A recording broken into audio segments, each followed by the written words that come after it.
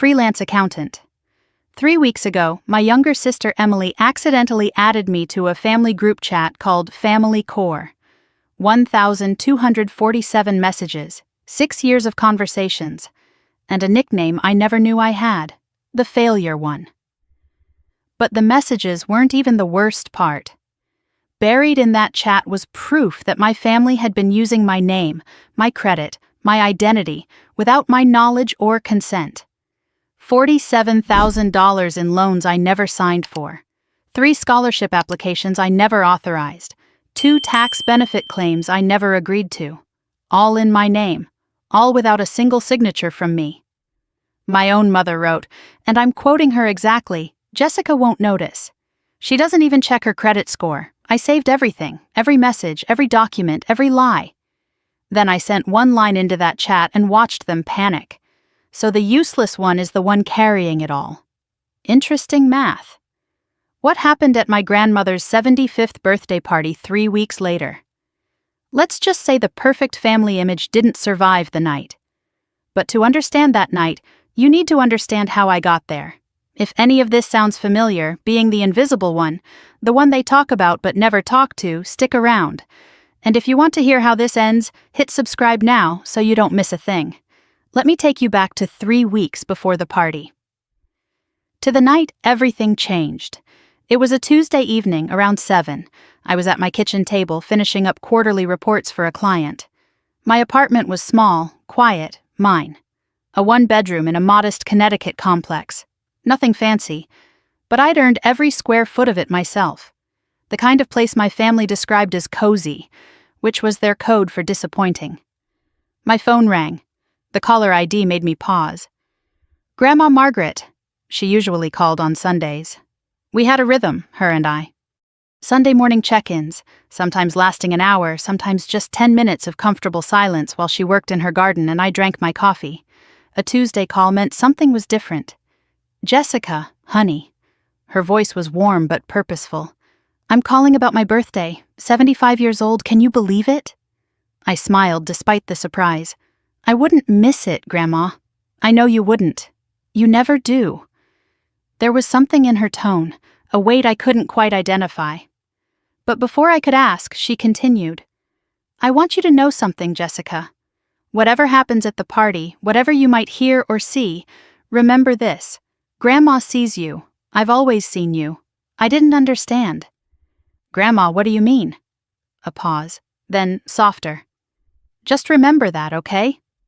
Grandma keeps track of everything. We talked for a few more minutes, but my mind kept circling back to those words. Grandma keeps track. At the time, I thought she was being sentimental. Old woman wisdom, I told myself. The kind of thing people say when they're staring down 75. I didn't know then that those words were a warning and a promise. After we hung up, I sat at my table for a long time, thinking about Grandma and the family she'd built. Or rather, the family that had built itself around her while she watched from her garden, notebook in hand, writing everything down. I thought about Emily, my younger sister by 4 years, the one with the big house, the successful husband, the 2 beautiful children, the 80,000 Instagram followers who watched her every curated moment. Family first, her bio read. Blessed beyond measure. Emily had mastered the art of looking successful. Whether she actually was, that was a different question. And then there was me, 36, single, freelance accountant working from a tiny apartment. No husband, no kids, no Instagram following. In my family's eyes, I was the cautionary tale, the one who hadn't figured it out. The one they discussed in hushed tones when they thought I couldn't hear. She's doing fine, my mother would say to anyone who asked, keeping busy with her little freelance thing. Little. As if 16 years of building a client base, earning a CPA license, and maintaining a spotless professional reputation was a hobby, something to fill the time between failures. The truth was, I'd made choices, deliberate ones. I valued flexibility over corner offices, independence over impressive titles. I wasn't unsuccessful, I was just quiet about my success. But in a family that measured worth by Instagram posts and square footage, quiet meant pathetic. I thought about the last family gathering. Thanksgiving, 8 months ago. Emily had arrived in a new Range Rover, Derek right behind her in his Tesla. They'd parked in the driveway like a car commercial while I pulled up in my 12-year-old Honda, the one that ran perfectly fine and cost me nothing in monthly payments. "Nice car, Jess," Derek had said with that smile of his, the one that looked friendly if you didn't know him, very practical. Practical.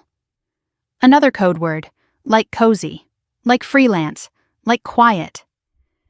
I'd spent that Thanksgiving in the kitchen, helping Grandma with the turkey while Emily posed for photos with the children. Later, when everyone gathered for the meal, I noticed the seating arrangement. Emily next to Grandma, Derek beside Emily, my mother on Grandma's other side, me at the far end, next to Uncle Frank, who spent the entire meal complaining about his golf game.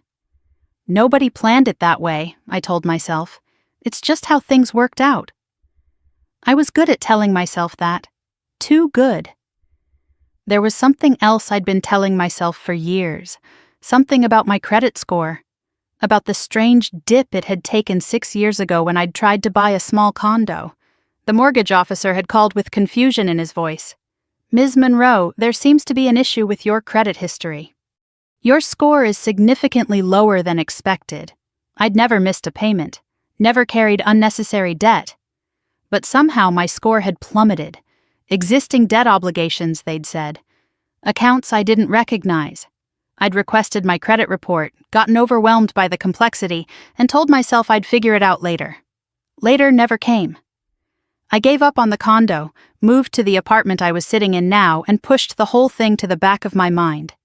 Now I wondered. Now, sitting in my kitchen with Grandma's strange words echoing in my head, I wondered if maybe I should have looked harder, asked more questions, demanded answers. But that wasn't who I was. I was the quiet one, the one who didn't make waves, the one who accepted her place at the edge of the family photo and smiled anyway. 2 days later, everything changed. It was 10:47 in the evening. I remember the exact time because I looked at my phone when it buzzed, considered ignoring it, almost set it back on the nightstand. I wish I had. And I'm grateful I didn't. The notification glowed on my screen. Emily Monroe added you to Family Core. I stared at it for a long moment. Family Core. I'd never heard of any family group chat. But then again, why would I? I was always the last to know about family plans, always getting information secondhand if I got it at all. Maybe it was new. A party planning group for Grandma's birthday. That would make sense. My thumb hovered over the notification. Something cold crept up my spine, a feeling I couldn't name but couldn't ignore. I tapped the screen. The chat opened, and the first thing I saw was the message count. 1,247. That couldn't be right. I scrolled up, looking for the beginning, trying to understand. The chat was created 6 years ago. 6 years. I checked the member list. My mother, Diane, my sister, Emily, my Aunt Patricia, Derek, Emily's husband, 2 of my cousins, 6 people total. Everyone except Grandma, and everyone except me. For 6 years, my family had maintained a group chat called Family Core, a place to discuss family things, and for 6 years, I wasn't part of it. My hands started shaking, not from cold, from something else entirely. I scrolled to the very beginning, to the first message ever sent 6 years ago when this chat was created. It was from Aunt Patricia. Finally, a place to talk witut you-know-who seeing. Emily's reply came seconds later. Failure-free zone, love it. And my mother, my own mother. Girls, don't be mean, but yeah, this is nice, lol. The room tilted. I sat there in the dark, phone glowing in my hands, and felt something crack open inside my chest. They had a name for me, a place to talk about me, a 6-year archive of conversations I was never meant to see. And this was just message 1, 1,246 to go. I didn't sleep that night. By 3 in the morning, I'd read every single message, and by 3:15 I understood exactly what my family had done to me. They hadn't just mocked me, they'd stolen from me. And now, I had proof. Message 1. Failure-free zone. Love it. My sister's words. About me, 1,246 messages left to read. I sat up in bed, blanket pushed aside, the room dark except for the glow of my phone. The clock showed 10:52. 5 minutes since I'd been added to the chat.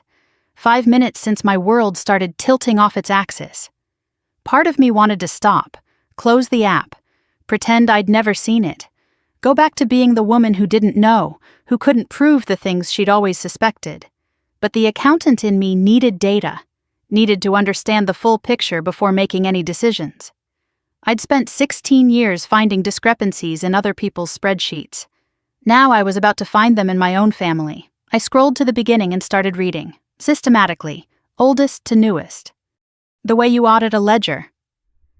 The first few weeks of messages painted a clear picture of why this chat existed. Aunt Patricia had written, "Jessica's been so negative lately. Everything's a problem with her." My mother responded, "She's just going through a phase." But yes, it's exhausting. Then Emily, "Can we please have one family dinner without her sighing about everything?" I remembered that time.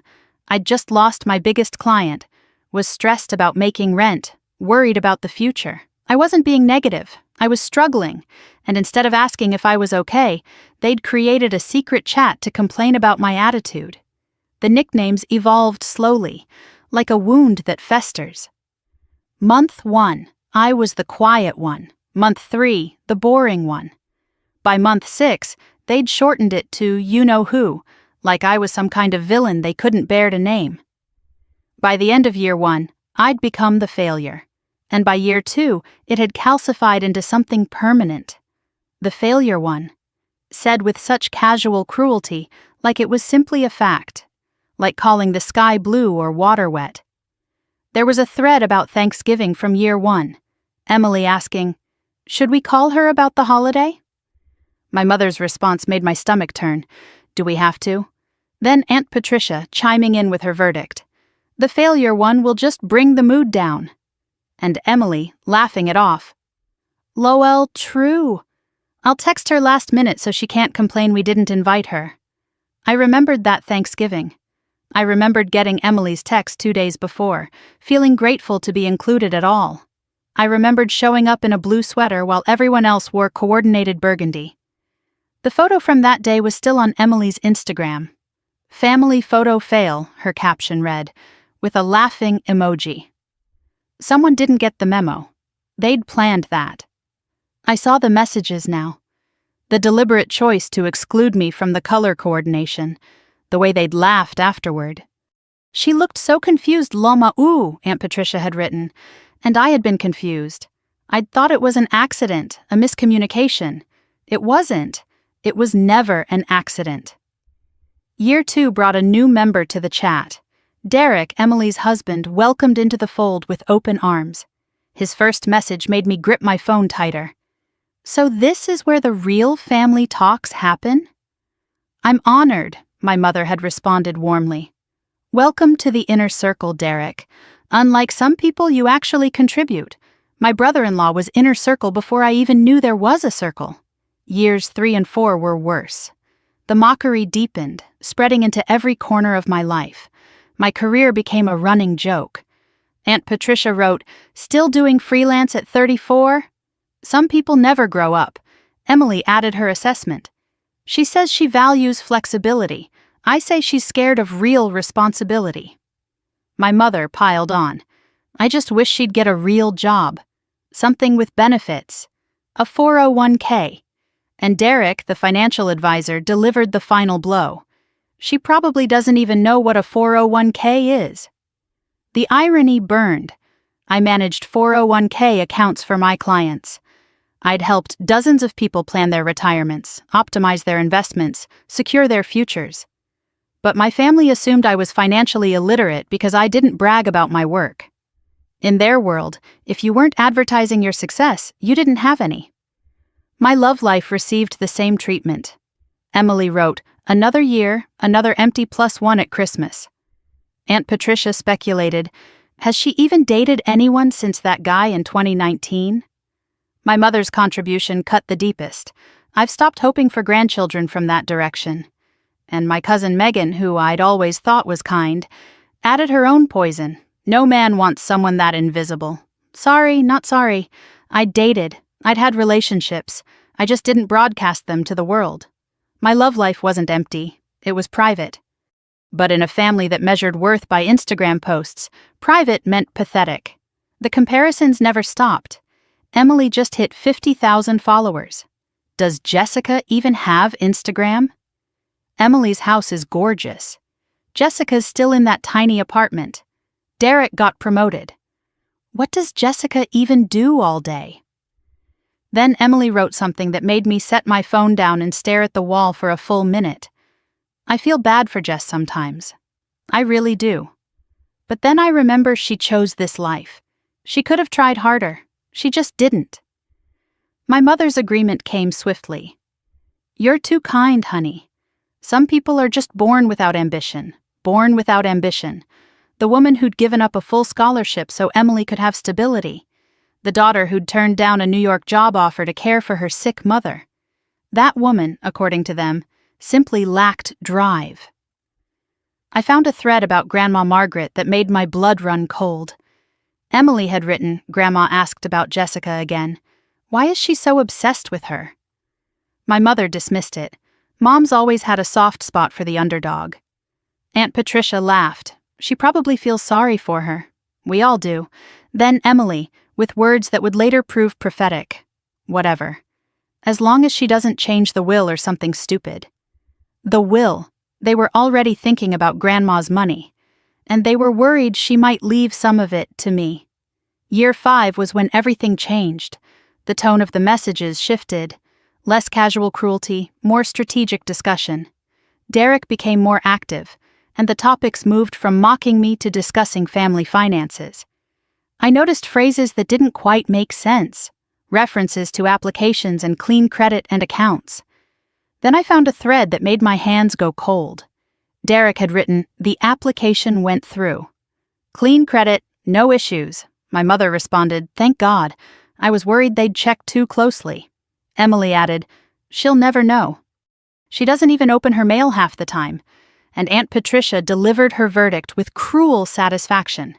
The failure one is finally useful for something. I read those messages 3 times. Application, credit, she'll never know. What application? Whose credit? More references followed, scattered through the year. The scholarship came through. Full ride. Home improvement loan approved. Thank God for clean credit histories. Tax filing accepted. Benefits secured. None of this made sense. None of it connected to anything I knew about. Until I remembered my credit score. The mysterious drop 6 years ago. The existing debt obligations I'd never understood. A cold feeling spread through my chest as I kept scrolling, faster now, searching for something specific. I found it. A message from Derek, month 8 of year 5. Don't worry, I've got samples of her signature from the family trust documents. I can match it perfectly. Emily's response included a kiss emoji. This is why I married you. Derek, the one with access to bank forms. The one who knew how to make financial documents look legitimate. The one who had samples of my handwriting. My brother-in-law hadn't just joined the family conspiracy. He was running it. I scrolled to the top of the chat, hands trembling, looking for attachments. There it was. A folder icon labeled Family Finance Docs. My thumb hovered over it. The clock showed 1:47 in the morning. I'd been reading for 3 hours. Every accountant knows the truth. The documents tell the real story. The numbers don't lie. I wasn't sure I was ready for this story. I tapped the folder anyway. Loading. Then files appeared, one after another. Personal Loan 2019.pdf. Home Improvement 2021.pdf. Tax Benefits 2022.pdf. Scholarship App 2023.pdf. Credit Report jm.pdf. JM Jessica Monroe, my initials. On files I'd never seen, in a chat I'd never been part of. I opened the first document. Personal Loan 2019. First National Bank of Connecticut. Amount $28,000. Purpose, debt consolidation, applicant name, Jessica Monroe, my social security number, my address. My employer listed correctly, everything accurate, and at the bottom, a signature. Jessica Monroe, cursive, flowing, confident. I stared at that signature for a full minute. It wasn't mine. The J was wrong. I always make a sharp loop. This one curved softly. The M had an extra flourish I never used. Someone had studied my handwriting. Someone had practiced. But they hadn't gotten it quite right. Someone had forged my signature on a $28,000 loan. I opened every file, hands trembling, eyes burning. The personal loan from 2019, $28,000, forged signature, funds deposited to an account ending in 7743, not my account. I'd later learn it was Emily's. The home improvement loan from 2021, $19,000, listed as improvements for a property at my mother's address. I was named as co-borrower, another forged signature. The tax benefits from 2022, a form claiming I was the primary caregiver for Margaret Monroe. Tax credit received, $4,200. Filed by my mother. I was never designated as caregiver, never received a penny. The scholarship application from 2023. First-generation college student scholarship for Madison, Emily's daughter. $15,000. The application claimed that neither parent nor close relative held a 4-year degree. I have a bachelor's in accounting from University of Connecticut. Graduated with a 3.8. They'd erased my education to benefit themselves. The accountant in me took over. I did the math. Loans, $47,000. Tax fraud, $4,200. Scholarship fraud, $15,000. Total financial impact connected to my name, my identity, my stolen credit, over $66,000. I opened the last file. My credit report. Score, 589. It should have been over 750. The loans were listed as in repayment, meaning someone was making payments, but the debt was still mine. Still destroying my credit. Still preventing me from buying a home, building wealth, living my life. This was why I couldn't buy that condo 6 years ago. This was why my credit score never made sense. They'd been stealing from me for years, and I'd blamed myself for failing. The clock showed 2:14 in the morning. I sat in the dark, documents glowing on my screen. 6 years, $66,000, 1,247 messages of mockery. And not a single one of them thought I'd ever find out. Something changed inside me. The hurt was still there, raw and bleeding. But underneath it, something harder was forming, something with edges. They called me the failure, the invisible one, the quiet one. But invisible people see everything, quiet people hear everything. And failures? Failures have nothing to lose. I didn't cry. I didn't call anyone. Instead, I did what I do best. I opened a blank folder on my laptop, named it Evidence, and I started screenshotting. By sunrise, I had everything. 847 screenshots, 4 fraudulent documents, 1 credit report showing the damage they'd done. They thought they knew me. They thought I'd cry, confront them, beg for explanations. They were wrong. I'm an accountant. I don't do emotions. I do receipts. And I was about to give them the audit of their lives. 2:15 in the morning. I opened a blank spreadsheet. Some people cry when they're betrayed. Some people scream. Some people call their mothers. I make spreadsheets. For 16 years, I'd built a career on finding other people's financial mistakes, uncovering discrepancies they'd tried to hide, following paper trails to their inevitable conclusions. Now I was documenting my own family's crimes.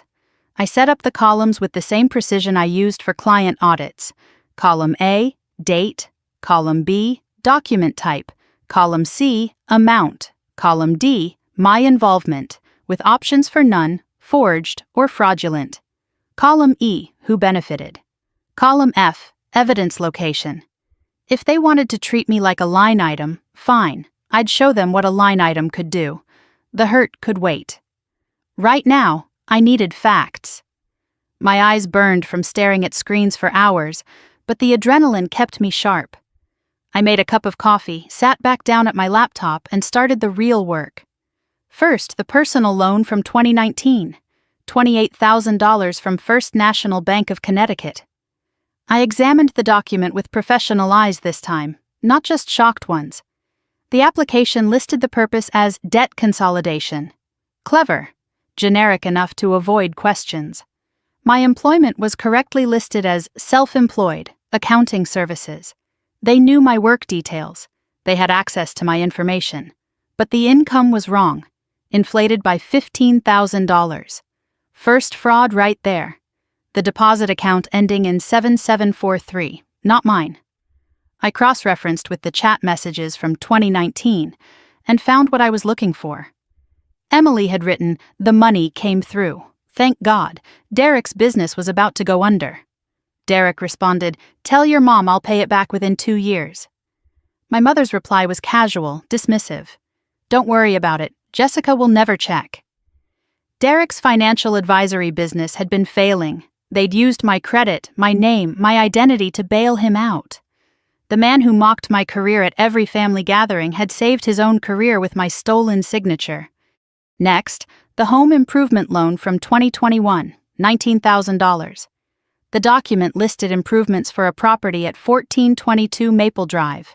My mother's address. New kitchen, roof repairs. I was named as co-borrower, my forged signature authorizing everything. The chat messages from that year filled in the blanks. My mother had written, "The contractor needs the first payment by Friday." Emily asked, "Can we use the same method as last time?" Derek's response was confident, "Already done, signed and submitted." And Aunt Patricia praised him warmly. "Derek, you're a genius. Diane, you raised a good son-in-law." I remembered Thanksgiving, 2021. My mother had spent the entire meal showing off her new kitchen, granite countertops, stainless steel appliances. She'd made pointed comments about my outdated apartment, my cheap laminate counters, my secondhand furniture. She mocked my home while standing in a kitchen I'd unknowingly paid for. I pulled up both loan signatures side by side on my screen, compared them carefully. The same forger had done both. The J looped the same wrong way. The M had that same unnecessary flourish. Someone had practiced my signature. Someone had studied my handwriting samples. A message from Derek in 2019 confirmed everything. "Don't worry, I've got samples of her signature from the family trust documents. I can match it perfectly." Emily's response, "This is why I married you," with a kiss emoji. The family trust. Of course. Years ago, Grandma had set up a small trust and everyone had signed paperwork. Derek must have kept copies, studied my handwriting, perfected his forgery. My brother-in-law wasn't just a participant. He was the architect, the one with the financial knowledge to make fraud look legitimate, the one with access to banks, notaries, forms, the one who'd turned my identity into a family resource. I moved to the tax fraud, 2022, the IRS form for dependent care credit. Filed by Diane Monroe. Claim that Jessica Monroe provided primary caregiving services for Margaret Monroe. Tax benefit received, $4,200. I stared at that form for a long time. Primary caregiver for Grandma. The truth was complicated. I did visit Grandma every week. I drove her to appointments, picked up her medications, called to check on her at night. I did these things because I loved her. Because she was the only person in my family who seemed to actually see me. I never asked for payment, never expected compensation, never agreed to be listed on any official documents. My mother had claimed the tax credit for caregiving I provided for free. She got the money. I got the title of the failure who has nothing better to do than visit an old woman. The chat messages about the tax filing made it worse.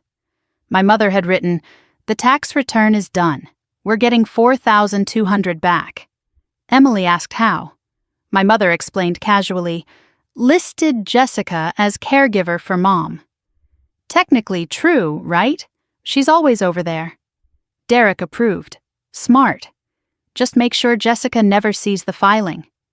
And Aunt Patricia added her assessment with a laughing emoji. She won't. She probably doesn't even do her own taxes properly. The joke landed differently now. I was a professional accountant. I'd prepared hundreds of tax returns. I knew more about tax law than anyone in that chat.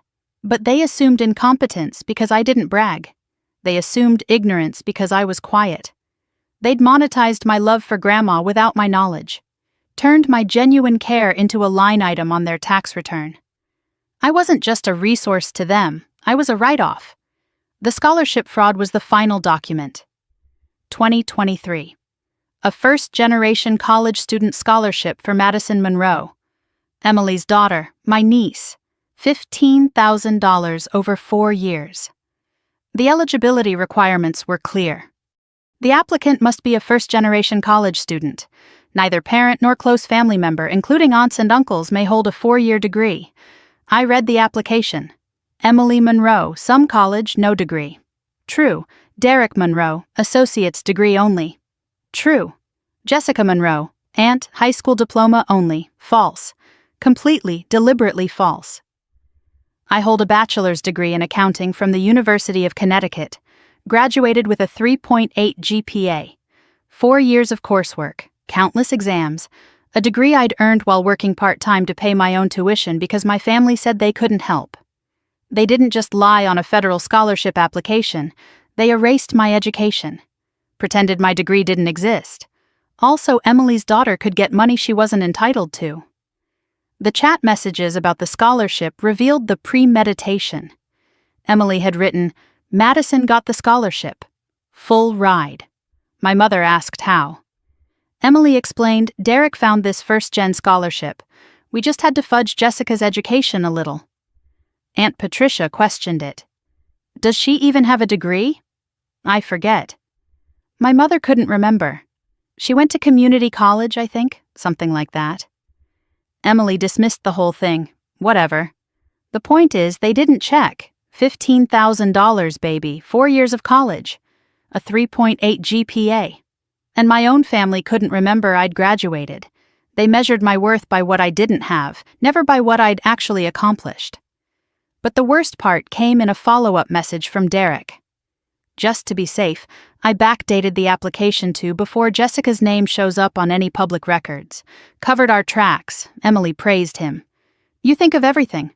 Derek responded with a sunglasses emoji. "It's what I do." Backdated. Covered tracks. This wasn't carelessness or ignorance. This was premeditated fraud with deliberate steps to avoid detection. They'd thought of everything.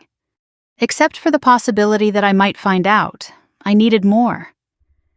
I searched the chat for Grandma, wanting to understand if she knew anything, if anyone had mentioned her beyond the tax fraud.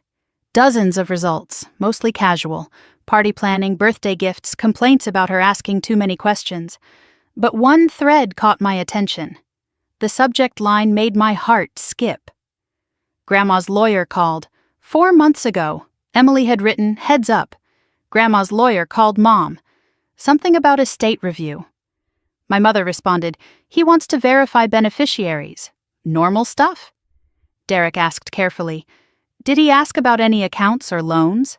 My mother said no, not specifically. Then Derek, just making sure.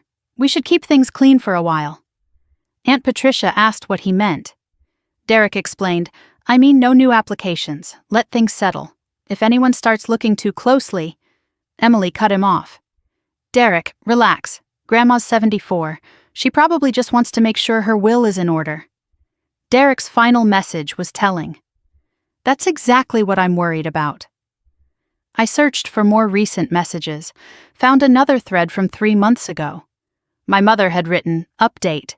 The lawyer wants to see documentation for family finances. Routine estate planning," he said. Emily asked what that meant.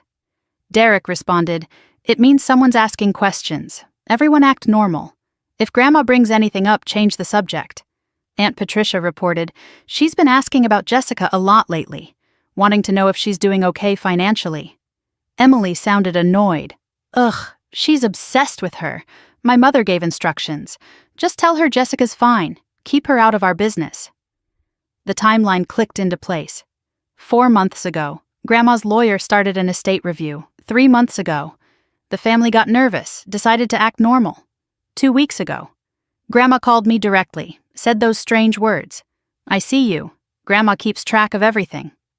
And then, days later, I was accidentally added to the chat. Grandma knew something. Her lawyer was investigating. That's why they were nervous. That's why Derek wanted everything to stay clean for a while. Grandma's words echoed in my head. Grandma keeps track of everything. One final message made my blood run cold. From just 2 weeks ago, after the lawyer's inquiry. My mother had written. The lawyer called again. He wants copies of all documents bearing Jessica Monroe's name. What do we do? Derek responded. Stall. Say we need time to gather everything. Emily asked the obvious question. And then what? Derek's answer was chilling. And then we figure out how to make this go away. 2 weeks ago, the same week Grandma had called about her party, they were trying to make the evidence disappear. They were trying to keep Grandma in the dark. They had no idea I already had copies. I closed the last chat window. The clock showed 6:17 in the morning. Sun was starting to rise outside my window, painting the sky in shades of pink and gold. I'd been at this for 8 hours straight. The spreadsheet was complete. Every fraud documented, every timestamp recorded, every connection mapped. Total fraudulent debt in my name, $47,000. Tax fraud, $4,200. Scholarship fraud, $15,000. Total financial impact, over $66,000. Years of fraud, 6. Number of family members involved, 6. Number who apologized, 0. I had 847 screenshots, 4 forged documents, 1 credit report showing the damage, and 1 master spreadsheet connecting everything. Enough evidence to press charges, enough evidence to destroy them. But destruction wasn't what I wanted. I closed my laptop, stared at the sunrise. I didn't want revenge. I wanted something simpler. I wanted them to stop pretending, stop lying, stop treating me like I didn't exist except when they needed something. I wanted the truth spoken out loud, in a room full of people who'd helped them build the lie.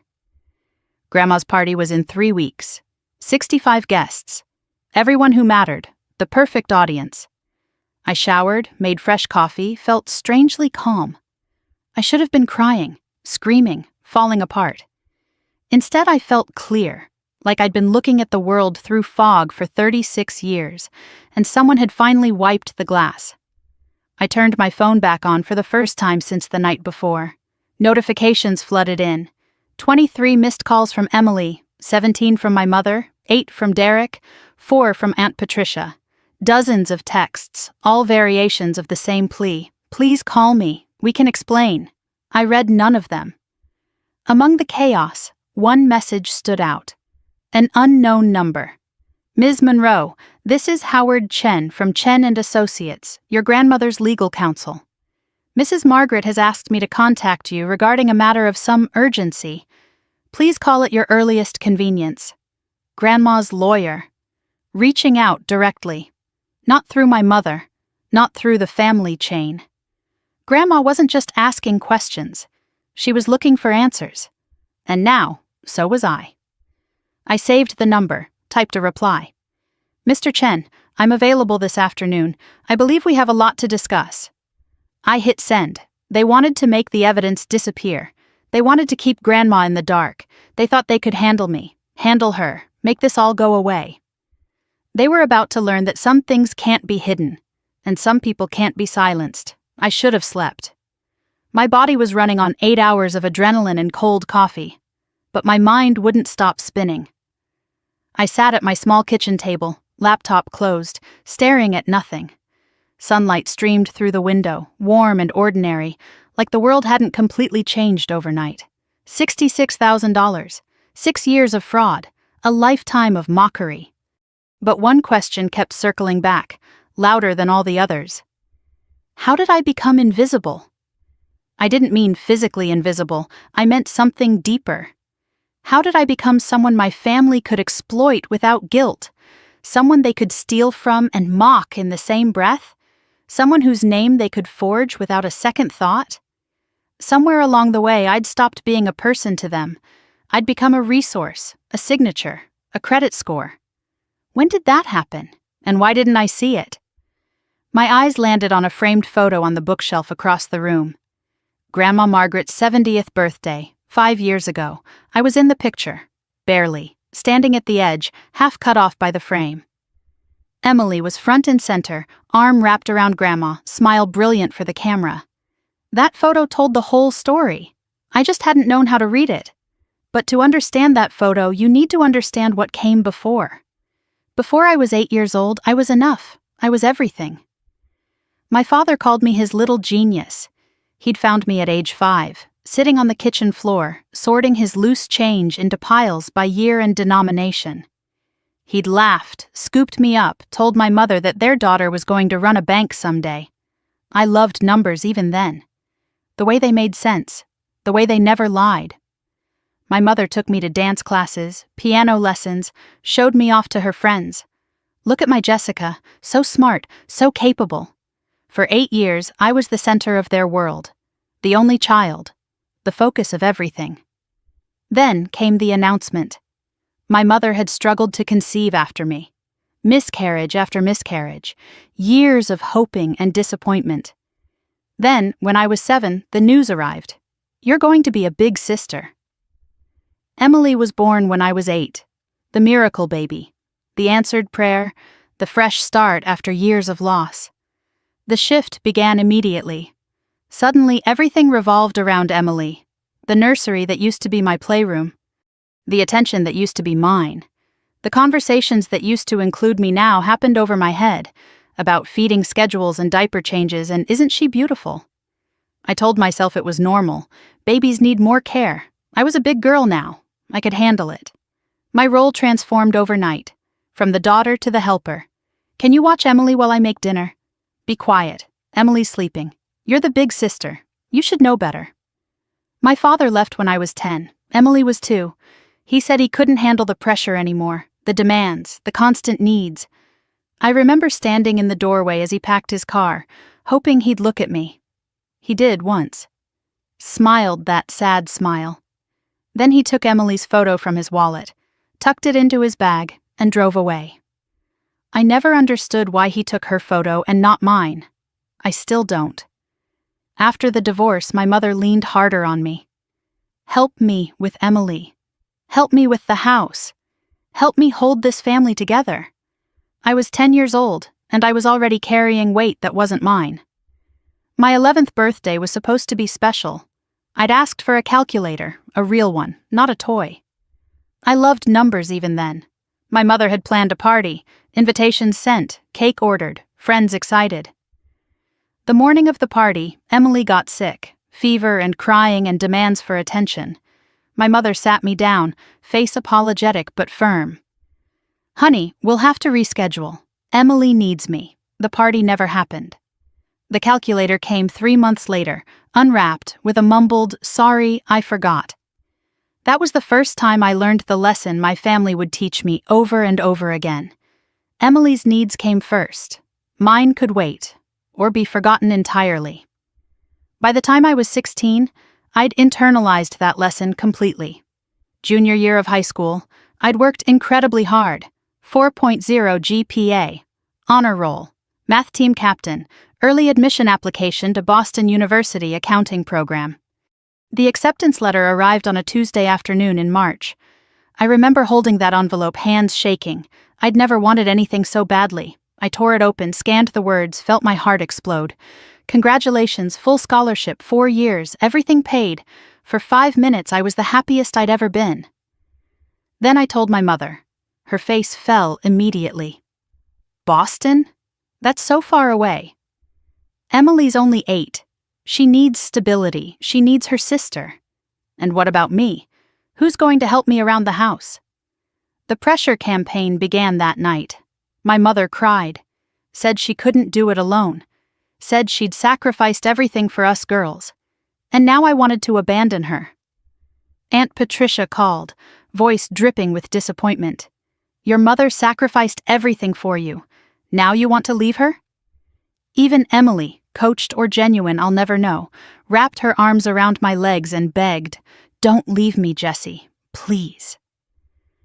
I turned down the scholarship, enrolled in community college nearby instead, lived at home, helped with Emily, helped with bills, helped with everything. I told myself it was the right thing, family first. That's what good daughters do. Funny thing is, no one ever thanked me. They just expected it. Like it was obvious that I would stay. Like leaving was never really an option. Years later, Emily went to college, out of state, full support from my mother. No guilt trips, no we need you here. Suddenly distance didn't matter. Suddenly my mother could manage alone. I didn't realize it then, but the pattern was already set. I sacrifice. Emily receives. And no one notices the difference. I kept the Boston University acceptance letter, found it years later in a box of old papers. On the back, in my mother's handwriting, were words I was never meant to see. Thank God she's staying. Don't know what I'd do without her help with E. She never told me she was relieved, never acknowledged what I gave up. Just wrote it on the back of my broken dream like a grocery note. At 24, I got a second chance. 8 years after the scholarship sacrifice, I'd built a solid career, CPA license, good reputation, steady clients.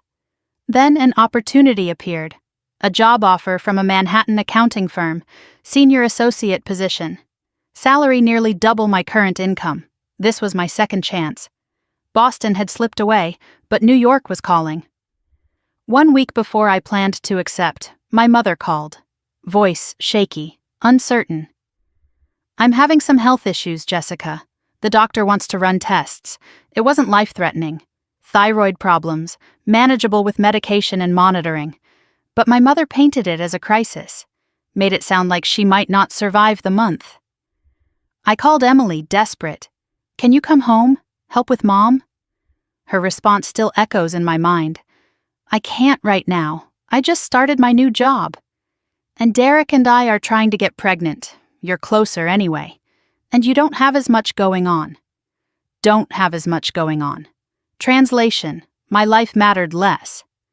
I turned down the New York job, stayed to help my mother through her health crisis, drove her to appointments, managed her medications, handled insurance paperwork. She recovered within 3 months, fully fine. By then, the New York job was gone, filled by someone else, someone whose family didn't need them to stay small. While I played caregiver, Emily's life blossomed. She announced her pregnancy, huge celebration. She got promoted at work. My mother flew out to celebrate. She bought her first house. The family helped with the down payment. I spent 6 months managing my mother's pill schedule. Emily spent 6 months building her perfect life. And when my mother recovered, she told everyone, I don't know what I would have done without Emily's emotional support. She called every single day. Emily called. I was there. But Emily got the credit for phone calls while I got nothing for physical presence. I was 25 when I overheard the conversation that finally broke something inside me. Family dinner at my mother's house. I stepped away to use the bathroom.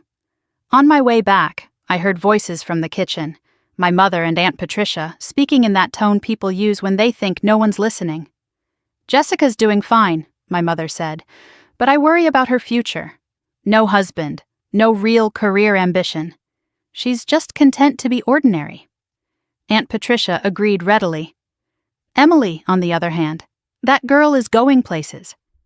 I stood in that hallway and felt something inside me go quiet, not angry, not sad, just quiet, like a light switching off. At 30, I tried one more time to build something for myself. I'd saved enough for a down payment. Found a perfect small condo, nothing fancy but mine. A place I could own outright. Independence. Security. Proof that the quiet daughter had accomplished something. The mortgage application should have been simple. Good income. No debt that I knew of. Responsible spending habits. Then the call came. Ms. Monroe, there seems to be an issue with your credit history. Your score is significantly lower than expected. I was confused. I'd never missed a payment. Never carried credit card debt. How could my score be in the 500s? The loan officer mentioned existing debt obligations I didn't recognize. I requested my credit report, but the complexity overwhelmed me. Numbers that didn't make sense. Accounts I'd never opened. I gave up on the condo, told myself I'd figure it out later. I never connected the dots, never realized that my existing debt obligations were loans my family had taken in my name. When I mentioned the credit issue at family dinner, the responses were telling. My mother offered sympathy with a sting. Maybe you should be more careful with money, honey. Emily was helpful in a way that now makes my skin crawl. Credit stuff is confusing. Derek could look at it for you if you want. Derek nodded eagerly. Happy to help. Just send me your info. I almost did. I almost sent my financial information to the man who was actively destroying my credit. Something stopped me. Instinct, maybe. Or just the look in Derek's eyes. A little too eager. A little too interested. Now I understood. He'd been afraid I'd discover what he'd done. Offering to help was his way of controlling the damage. Throughout all these years, one person remained steady. Grandma Margaret. While everyone else was too busy seeing Emily, Grandma was watching me, noticing me, keeping track. I remember being 16, crying in my room after giving up Boston. Grandma came to visit, found me with tears streaming down my face. You gave up the scholarship, didn't you? I nodded. She took my hand, held it tight. You're a good girl, Jessica. Too good, maybe. But remember something. Being kind doesn't mean being invisible. Don't let them make you small. I didn't understand then. I do now. At 24, after New York fell through, Grandma called me directly. I heard about the job. I'm sorry. I gave her the excuse I'd been telling myself. It's okay. Family needs me. Her response was quiet but firm. Family should need you and want you to succeed. Those aren't opposites, sweetheart. At 30, after the condo denial, I visited Grandma, frustrated and confused. I didn't go into details, just mentioned financial complications. She studied my face with those sharp eyes. Jessica, if something doesn't add up, don't ignore it. You're an accountant. Trust your instincts. I should have listened harder. Grandma kept a notebook. I'd noticed it for years. Small leather cover, always nearby. Once I asked her, "What do you write in there?" "Everything, honey. Who visits, who calls, who actually shows up versus who just talks about showing up." I keep track. Someone should. At the time, I thought it was just an old woman's quirk. Now I understood. Grandma wasn't being sentimental. She was building a record. 2 months before the group chat discovery, I visited Grandma as usual. Sunday afternoon. Tea in the garden. She seemed more serious than normal, more focused. "Jessica, I need to ask you something important. And I need you to be honest." "Of course, Grandma. Has anyone in this family ever asked you to sign something you didn't understand? Or used your name for anything without asking?" I was confused. "No, I don't think so. Why?" She studied me for a long moment. Those eyes that missed nothing. "No reason, honey. Just making sure." She knew. Even then, she suspected something. She was giving me a chance to connect the dots myself. As I was leaving that day, she said something else. Something I'd dismissed as old woman sentimentality. "Whatever happens in the next few weeks, remember this. Grandma sees you. Grandma has always seen you. And when the truth comes out, I want you to know. None of it is your fault."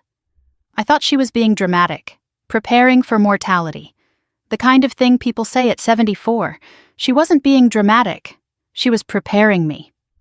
I blinked, returned to the present, still sitting at my kitchen table, coffee cold again. Hours had passed while I was lost in memory. 36 years of being the responsible one, the one who stayed, the one who helped.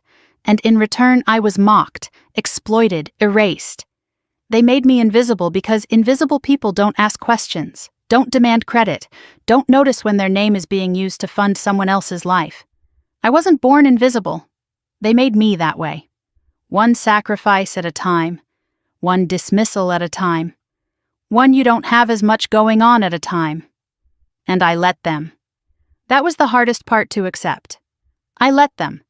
But invisible people see everything. We watch, we listen, we notice. And now I had proof of exactly what I'd seen. My phone buzzed.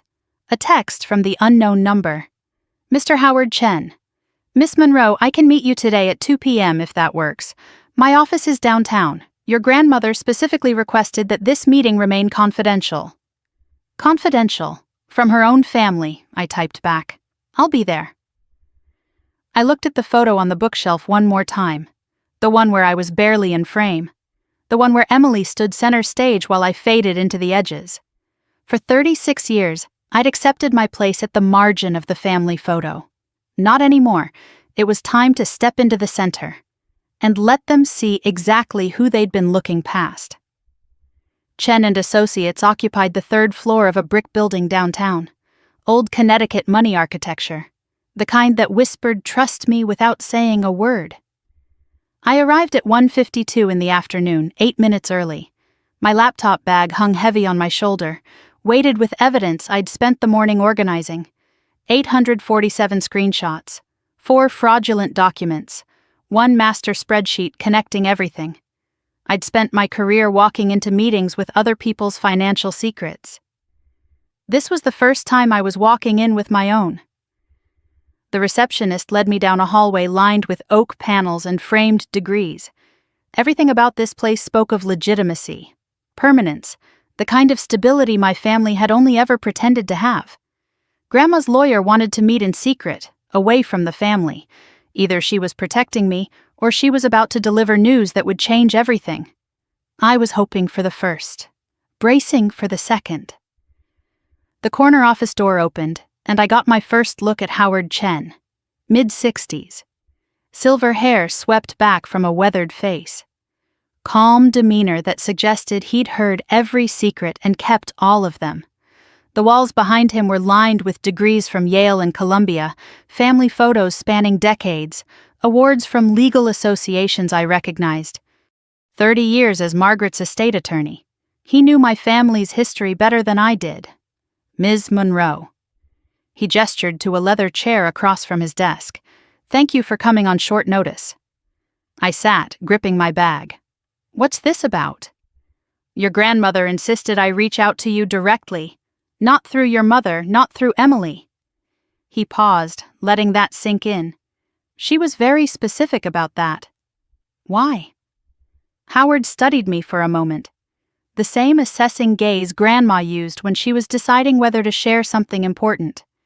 Because she believes, and I'm inclined to agree, that you're the only member of this family who hasn't been lying to her. The words hit like a physical blow. Validation and accusation wrapped together. Howard opened a drawer, pulled out a thick folder. 4 months ago, your grandmother asked me to conduct a routine estate review. Standard procedure for someone her age. During that review, I discovered some irregularities. What kind of irregularities?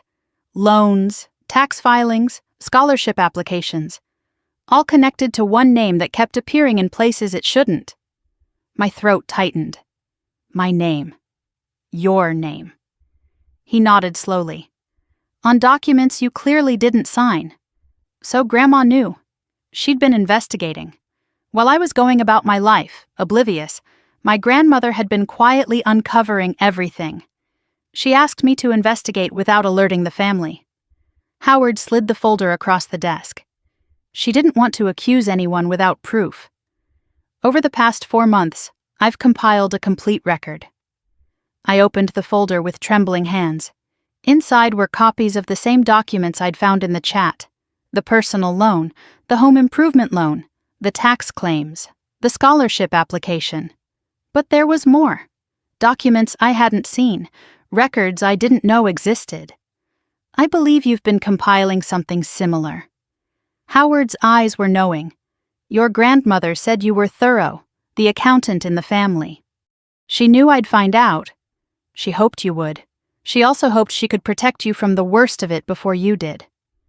I flipped through the pages, my professional eye catching details I'd missed in my exhausted late-night review. Then I stopped cold. A notarized letter, dated 2020. Authorization to act on behalf of Jessica Monroe in all financial matters. My name typed neatly at the top, my social security number, my address, and at the bottom a signature that looked almost like mine. Almost. A notary stamp made it official. legal, binding. This is a power of attorney. My voice came out hollow. Someone gave themselves legal authority to act on my behalf. Not someone. Howard's voice was gentle but firm. Derek Monroe, your brother-in-law. With this document, he could sign on your behalf. Open accounts, apply for loans, all perfectly legal-looking. I stared at the forged signature. The careful loops. The practiced strokes. Derek hadn't just forged individual signatures. He'd forged my entire financial identity, created a legal framework that allowed him to become me whenever he needed money. Howard continued. This is how he made everything look legitimate. Power of attorney on file, signatures that matched, a paper trail that would hold up to casual scrutiny. How did Grandma find out? Howard leaned back. Your grandmother keeps a notebook. Has for years. She tracks who visits, who calls, who actually shows up. About a year ago, she noticed a pattern. Emily talked about money constantly, new purchases, renovations, Derek's business success. But Emily's actual visits decreased, and her requests for loans from your grandmother increased. He pulled out another document. 6 months ago, your mother asked your grandmother to co-sign a loan. Just a formality, she said. The bank needs a guarantor. Your grandmother asked to see the paperwork first. Your mother stalled, changed the subject, eventually said they'd figured out another solution. That's when she called you. That's when she called me. She said, Howard, something's wrong. Find out what. I sat with that for a moment. My grandmother, 74 years old, sharp as ever, watching her family unravel and choosing to investigate rather than ignore. There's something else. Howard's voice dropped. This is recent. Just 3 weeks ago. He slid another document across the desk. An application for a home equity line of credit. Property listed as Margaret Monroe's residence. Grandma's house. Applicant, Derek Monroe, acting on behalf of Margaret Monroe. Amount requested, $150,000. Status, pending. My blood went cold. They were trying to leverage Grandma's house, without her knowledge. This application was submitted using a forged power of attorney for your grandmother, similar to yours. Derek created documents giving himself authority over her finances, too. They were going to steal from Grandma. They were going to take everything she had. Howard's jaw tightened. The house she's lived in for 40 years. Her life savings, everything. That's when she decided. No more investigation. Time for action. The full scope of what Howard had uncovered made my head spin. The personal loan, $28,000. Funds traced to Derek's business account. Used to cover gambling losses at a Connecticut casino. Gambling. Derek had a gambling problem. The home improvement loan, $19,000. Mother's house, never repaid. Still accruing interest in my name. The tax fraud, $4,200. Mother claimed benefits she wasn't entitled to. Used my caregiving as a write-off while giving me nothing. The scholarship fraud, $15,000. Madison's application contained material falsehoods about my education. The power of attorney, created in 2020, giving Derek legal control over my financial life. And now, the home equity application. $150,000. Grandma's house as collateral, 4 people, 6 years. And you were the only one who didn't know. Howard listed them quietly. Derek orchestrated everything. Emily enabled it. Your mother participated willingly. Your aunt facilitated the tax fraud. A family conspiracy, organized and systematic, with me as the unwitting source of funds. What does Grandma want to do? Howard folded his hands. Your grandmother could press charges. The evidence is overwhelming. Derek alone faces potential prison time, identity theft, forgery, bank fraud. The sentences could run consecutively. But that's not what she wants. She's 75 years old. She's watched her family lie, cheat, and steal. But they're still her family. Then what does she want? The truth. In front of everyone. No more hiding. No more pretending. Howard explained the plan. Grandma's 75th birthday party, 2.5 weeks away. 65 guests, family, friends, neighbors, business associates, everyone who mattered to the Monroe family social standing. She wants to use that moment to expose what's been happening. Publicly, undeniably, with witnesses who can't be gaslit or manipulated. And she wants me there. She wants you front and center, not in the back, not on the edges. You've been invisible long enough. My role was simple. Be present. Answer honestly if Grandma asked me questions. Let the family see that I knew what they'd done. She'll do the heavy lifting, Howard assured me. The accusations, the evidence, the confrontation, that's her responsibility. All she needs from you is to stand beside her and tell the truth.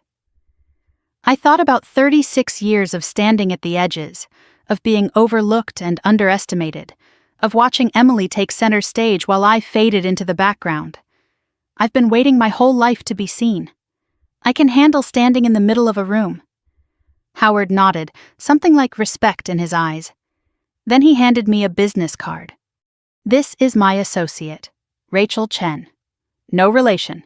She specializes in identity theft and financial fraud. If you want to build a legal case for yourself, even just for protection, she's the best. That evening, I met Rachel Chen at a coffee shop downtown, mid-30s. Sharp eyes behind simple glasses. No-nonsense demeanor that reminded me of myself on my best days. Howard told me about your situation. She flipped through the evidence I'd brought, the screenshots, the documents, my master spreadsheet. I've seen a lot of fraud cases. This one's impressive. And I don't mean that as a compliment to your family. What are my options? Legally? She set down her coffee. You could press criminal charges. Identity theft, forgery, bank fraud. Derek alone could face 5 to 10 years. And the others? Your mother and aunt, accessory charges. Emily, conspiracy. Everyone involved could face consequences. This isn't just civil liability. This is criminal. I absorbed that. My mother in court. My sister facing charges. Derek in prison. The question is, what do you want? I'd been asking myself that same question since 3 a.m. I don't want to destroy them. The words came slowly, carefully. I want them to stop. I want them to acknowledge what they did. I want my name cleared, my credit restored. And I want it on the record, legally and publicly, that I was a victim, not a participant. Rachel nodded like she'd expected that answer. Then here's what we do. We document everything. Create an airtight file. After your grandmother's party, we send formal letters to everyone involved. Repay the loans, correct the tax filings, admit to the scholarship fraud, or face civil and criminal action. We give them a choice. They can make this right quietly, or they can make it right in court. Either way, your name gets cleared. She paused, scrolling through chat screenshots I'd provided. One more thing. She stopped at a thread from 3 months ago. Her expression sharpened. Emily to Derek. How are we going to make the next loan payment? We're already behind on the house. Derek's response. I'll figure something out. I always do. Emily again. Derek, I'm serious. If we default, it goes on Jessica's credit again. People might start asking questions. Derek's final message. Then we make sure no one asks questions. Rachel looked up. They're not just fraudsters. They're broke. The perfect family image. The Instagram lifestyle. The expensive house and fancy cars. It's financed entirely by your stolen identity. Without you, they have nothing. I returned home that evening with a new understanding. I opened my laptop, combined Howard's documents with my own, created a master timeline of every fraudulent act, every forged signature, every stolen dollar. Derek's finances were worse than I'd realized. The chat messages painted a picture of desperation. His financial advisor business had been struggling for years. The gambling problem explained the cash flow issues. He'd borrowed from clients, covered losses with my credit, and he was currently 3 months behind on his own mortgage. Derek wasn't a criminal mastermind. He was a desperate man who'd found an easy victim. Emily's perfect marriage was cracking too. Chat messages revealed constant money stress. Emily complaining about Derek's stupid investments. Derek snapping back about Emily's expensive lifestyle, references to marriage counseling that didn't work. Instagram. Emily had 80,000 followers watching her perfect life. Real Emily was drowning in debt and a failing marriage, and I was the life raft they'd been clinging to without my knowledge. My mother's role was clearer now, too. She'd known about every fraud, participated in several, used her health crisis to keep me close and controllable. The chat messages showed her justifying it to herself. Jessica doesn't need the money anyway. We're doing her a favor, really, giving her a purpose. A favor? They stole $66,000 and called it a favor. One final discovery made my jaw clench. A chat message from last week, after I'd been accidentally added. Derek to Emily. If she shows up at the party, we handle it. Deny everything. Make her look crazy. Emily's concern. What if Grandma believes her? Derek's response dripping with condescension. Grandma's 75. We can manage her. My mother, agreeing. Derek's right. We've handled Jessica for years. This is no different. They were still planning, still scheming, still underestimating everyone. They thought they could manage Grandma. They had no idea what was coming. I closed my laptop, stared at the evidence folder on my desktop. Every fraud documented, time-stamped, cross-referenced. For the first time in my life, I wasn't facing my family alone. Grandma Margaret was orchestrating the exposure. Howard Chen provided legal protection for her. Rachel Chen provided legal protection for me. Cousin Nathan, who I'd be meeting soon, had his own evidence to share. 2.5 weeks until the party. They thought they had time. Time to deny, deflect, gaslight. They thought I'd confront them privately, where they could spin the narrative. They didn't know Grandma was involved. Didn't know lawyers were building cases. Didn't know I had more evidence than they could imagine. They thought this was just about a group chat. My phone buzzed. A text from Emily. Jess, I know you're upset. Can we please talk before the party? I can explain everything. It's not what you think. And then a heart emoji. A red heart. Like we were close. Like we were actually sisters. I typed a reply. I'll see you at Grandma's party, Emily. We can talk then. Hit send. Let her think she still had control. Let them all think that. In 2.5 weeks, they'd learn the truth, and I'd finally step out of the shadows. 10 days before Grandma's party. 5 days since I'd been accidentally added to Family Core. 5 days since I'd read every message, documented every fraud, built a case that could send my brother-in-law to prison. And in all that time, I hadn't said a single word. Silence is an accountant's best friend. When you're auditing someone, you don't announce your findings mid-review. You wait, you watch, you let them think they're safe. Then you present the evidence and watch the explanations crumble. My family thought my silence meant ignorance. They assumed I either hadn't noticed the chat, hadn't read the messages, or was too stupid to understand what I'd seen. Let them assume. Assumptions make people careless. The messages continued in Family Core as if nothing had happened. I could still see them, forwarded by Howard's office, who had legal access to monitor the situation. Party planning discussions, arguments about centerpieces and seating charts. And buried between the mundane details, mockery of my boring gift idea, and speculation about whether I'd even show up. Derek's confidence was almost amusing. She probably doesn't even check her notifications. We're fine, Emily had asked. Should we remove her from the chat? My mother's response was telling. Don't. That'll make her suspicious. Just act normal. They decided to act normal. As if $66,000 of fraud was normal. As if forging someone's identity was just another Tuesday. Saturday afternoon, 10 days before the party. I was working from home reviewing client files when my doorbell rang. Unexpected visitors were rare at my apartment. Most people called first. Most people didn't have my address memorized. I checked the peephole and felt my stomach drop.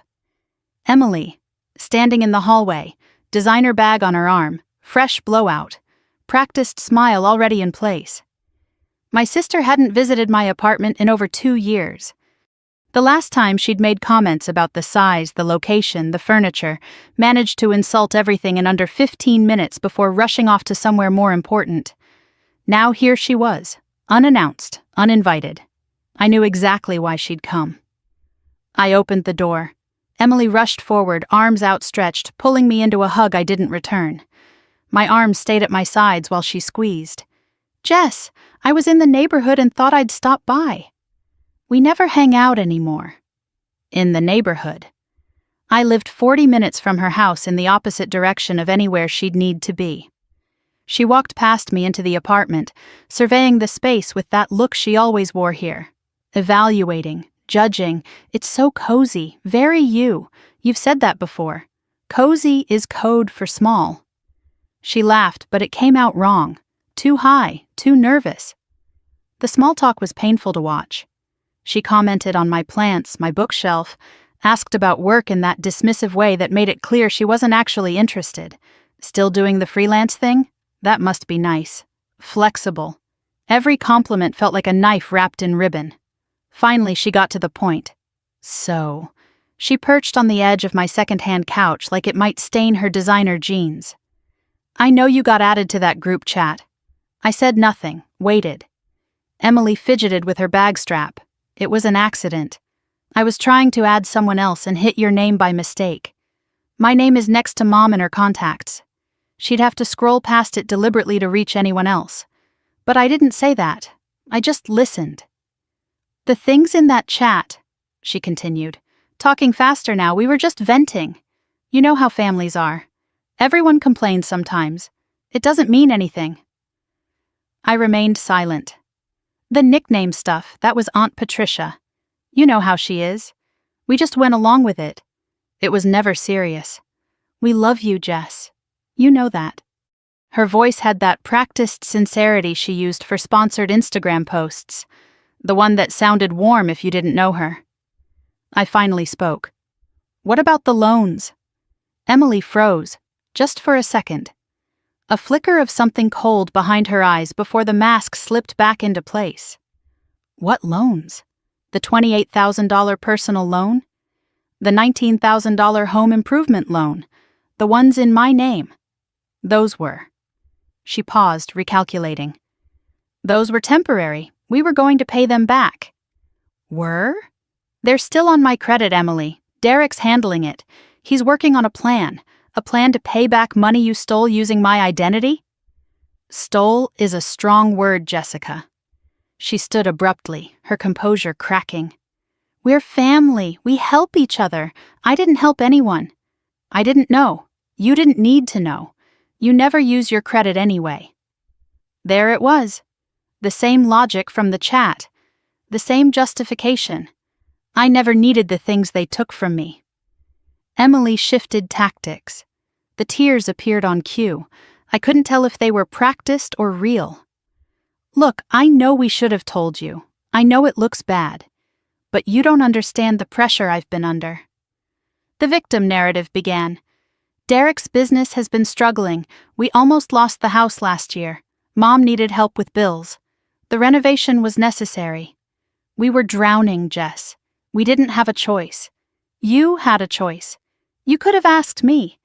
Would you have said yes? The question hung between us. I guess we'll never know. Because you didn't ask. You just took. Emily abandoned the tears. Her expression hardened into something more familiar. The calculating look she used when negotiations weren't going her way. The thing is, Grandma's party is coming up. I know. We need to present a united front. As a family. If Grandma finds out about any of this, it could kill her. Literally, her heart is fragile. The manipulation was textbook. Use Grandma's health as a weapon. Make me responsible for any consequences. Can we just keep this between us? Figure it out after the party? I'm asking you as your sister, Jess. Please. I stood up, walked to the window, looked out at the parking lot below. You want me to stay quiet so you can keep pretending nothing happened. I want us to handle this privately. Like family. Family? That's interesting.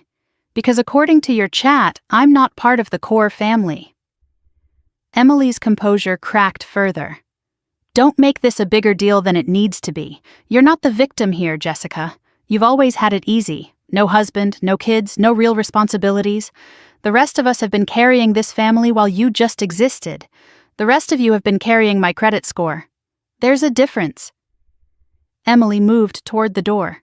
Her voice dropped to something cold, something honest. "You're going to regret this, making enemies of your own family." "I didn't make enemies, Emily. I just stopped being your piggy bank." She paused at the door. One last attempt. "What are you going to do?" "I haven't decided yet. That was a lie. I'd decided days ago. I just wasn't ready to show my hand." Emily left. The apartment fell silent. She'd come to threaten me into submission. Instead, she'd confirmed everything I already knew. They weren't sorry. They were scared. And scared people make mistakes. I sat with her visit for hours, processing, calculating. No husband, no kids, no real responsibilities. The failure one had been funding the successful one's life for 6 years. I did what I do best: math. 47,000 in loans I didn't authorize. Thousands more in damaged credit. A scholarship my niece got through lies about my education. Tax benefits claimed on caregiving I did for free. Every sacrifice I'd made had been used against me. Every kindness had been exploited, and now they wanted me to stay quiet. For the family, I could wait for Grandma's party, let her handle the exposure. But something in me needed them to know now. Not everything. Just enough. I needed them to understand that I wasn't the person they thought I was. One line. That's all it would take. 11:23 at night. My apartment was dark except for the glow of my phone. I opened Family Core for the first time since reading the messages. The latest discussion was about centerpieces, my mother asking if they should do roses or peonies, debating colors, fonts for place cards. They were picking flowers while their fraud scheme sat exposed on my laptop. I typed slowly, deliberately, deleted once, typed again. 12 words. So the useless one is the one carrying it all. Interesting math. My thumb hovered over send. For 36 years I'd been the quiet one, the invisible one, the one who absorbed every insult, every slight, every exploitation without complaint. This was the first time I'd ever pushed back. I pressed send, then immediately, leave group, 11:24. I was out. The bomb was dropped, my phone exploded, 11:24. Emily calling, declined. 11:24. Emily calling again, declined. 11:25. Mother calling, declined. 11:25. Text from Emily, all caps. Jessica? 11:26. Text from Mother. Honey, please pick up. 11:26. Derek calling, declined. 11:27. Text from Aunt Patricia. What the hell is going on? The notifications kept coming. I watched them pile up without responding. Meanwhile, screenshots poured in from Nathan. My cousin had been forwarding me chat activity since we'd connected through Howard's office. He'd been frozen out of the family 2 years ago when he'd refused to sign documents for Derek. Now he was watching the chaos unfold in real time. The family core chat was imploding. Emily. Oh my God, she knows Derek. Everyone calm down. She doesn't have proof of anything. Mother. She said carrying it all. What does that mean? Emily. It means she knows about the money Aunt Patricia. Who added her to this chat? Emily. It was an accident, I swear, Derek. Everyone stop panicking. We can fix this. They thought they could fix it. They had no idea how broken things already were. The texts kept flooding my phone. Mother, whatever you think you read, it's not what it looks like. We were just venting. Every family does this. Emily. Jess. Please, I can explain everything. The loans were temporary. We're going to pay everything back. Derek. Jessica, let's talk like adults. There's no need to blow this out of proportion. Aunt Patricia. This is private family business. Don't make it something it's not. 4 different people, 4 variations of the same message. It's not that bad. And even if it is, it's your fault for being upset. Then Aunt Patricia made a mistake. A text came through that clearly wasn't meant for me. Just tell her the loans are paid. She doesn't need to know about the scholarship thing or the tax stuff. If she brings up anything else, deny, deny, deny. 3 seconds later. Ignore that. Wrong person. She'd meant to send her cover-up strategy to my mother or Emily. Instead, she'd sent it to me. Even in their panic, they couldn't stop making mistakes. One more text from my mother. "Jessica, I'm begging you, don't say anything to Grandma. She's fragile. This could literally cause another heart episode." The woman who'd written "at least Jessica's useful for something" was now begging me to protect her. The irony was perfect. They'd spent 6 years calling me a failure. Now their entire stability depended on my silence. The useless one suddenly had all the power. I read every text, listened to no voicemails, responded to no one. Silence, my weapon, my shield.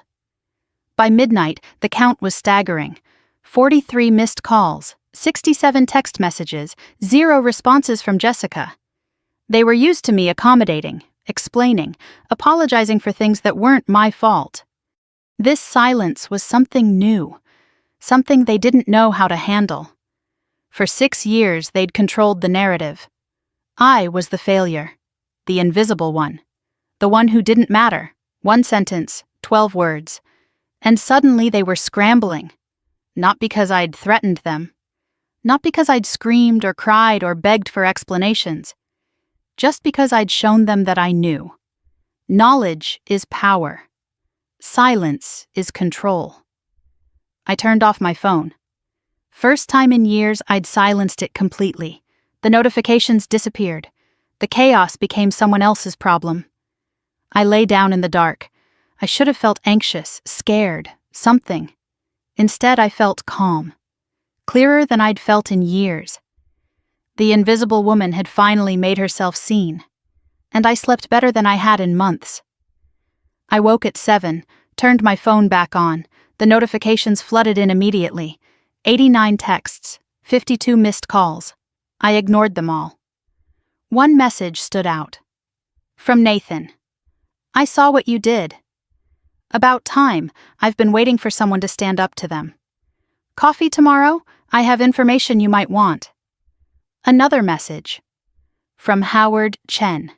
"Ms. Monroe, your grandmother asked me to inform you. She's aware of last night's developments. She approves. The plan remains unchanged. See you at the party. She approves." Grandma knew I'd sent the message, and she was proud.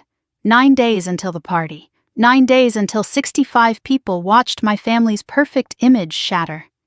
They thought last night was the confrontation. They thought my one sentence was the extent of my ammunition. They had no idea. The message wasn't a bomb. It was just the fuse. The explosion was coming. And there was nothing they could do to stop it.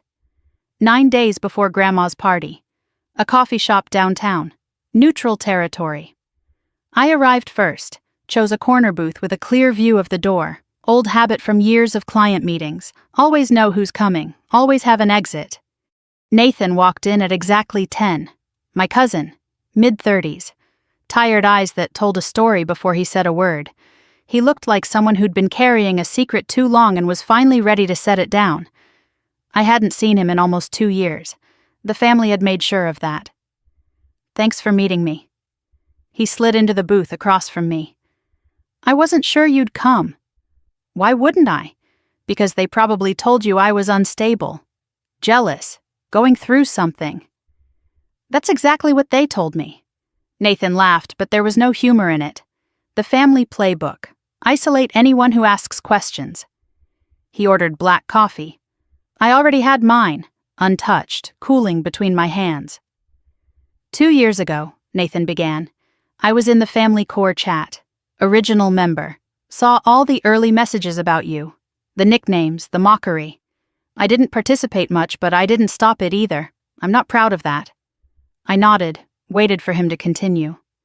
Then Derek approached me privately.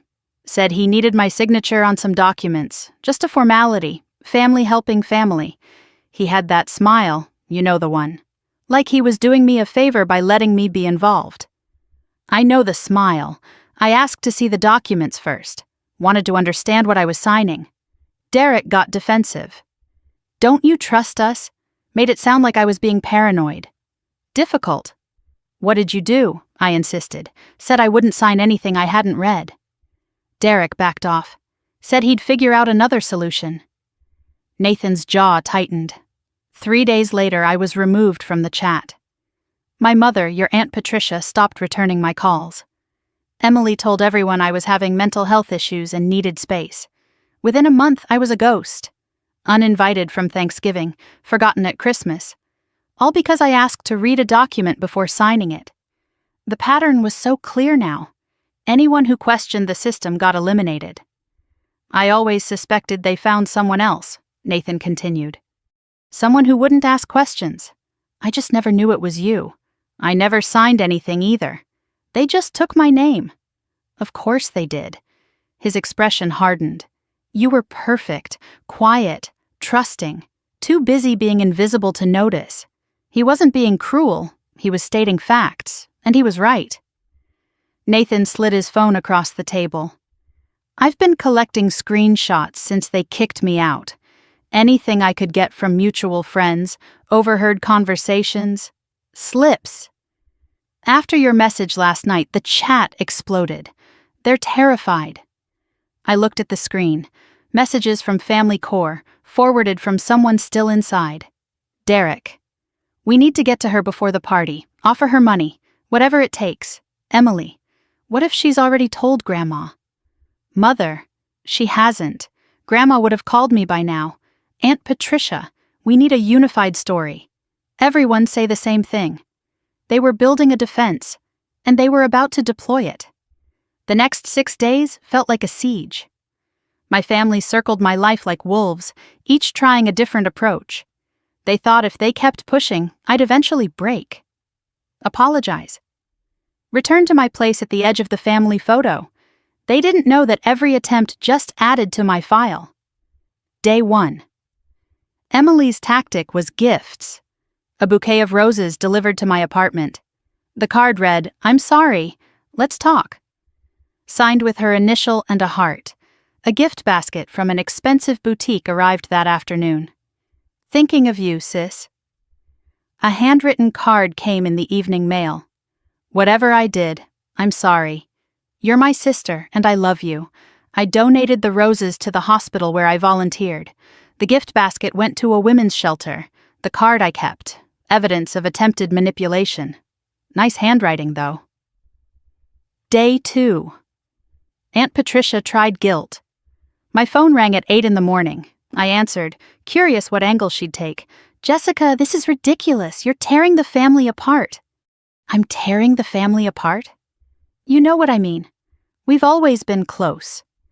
We've never been close, Aunt Patricia. I was just too polite to point that out. You've changed. You're not the Jessica I know. You never knew me. That's the whole point. I hung up before she could respond. Day 3. Mother left a voicemail. I didn't answer her calls, but I listened to the message. Recorded it, actually. Added it to the evidence folder. Jessica, honey, I'm your mother. Whatever you think happened, we can work through this. I know I haven't been perfect, but I've always loved you. Both my girls. Equally. Please don't do anything drastic. For the family. For Grandma. A long pause. Call me back. Please. Equally. She loved us equally. The chat said otherwise. The numbers said otherwise. But at least she was consistent. Still lying, even when begging. Day 5. 5 days before the party. I returned from grocery shopping to find Derek waiting in the parking lot of my apartment building.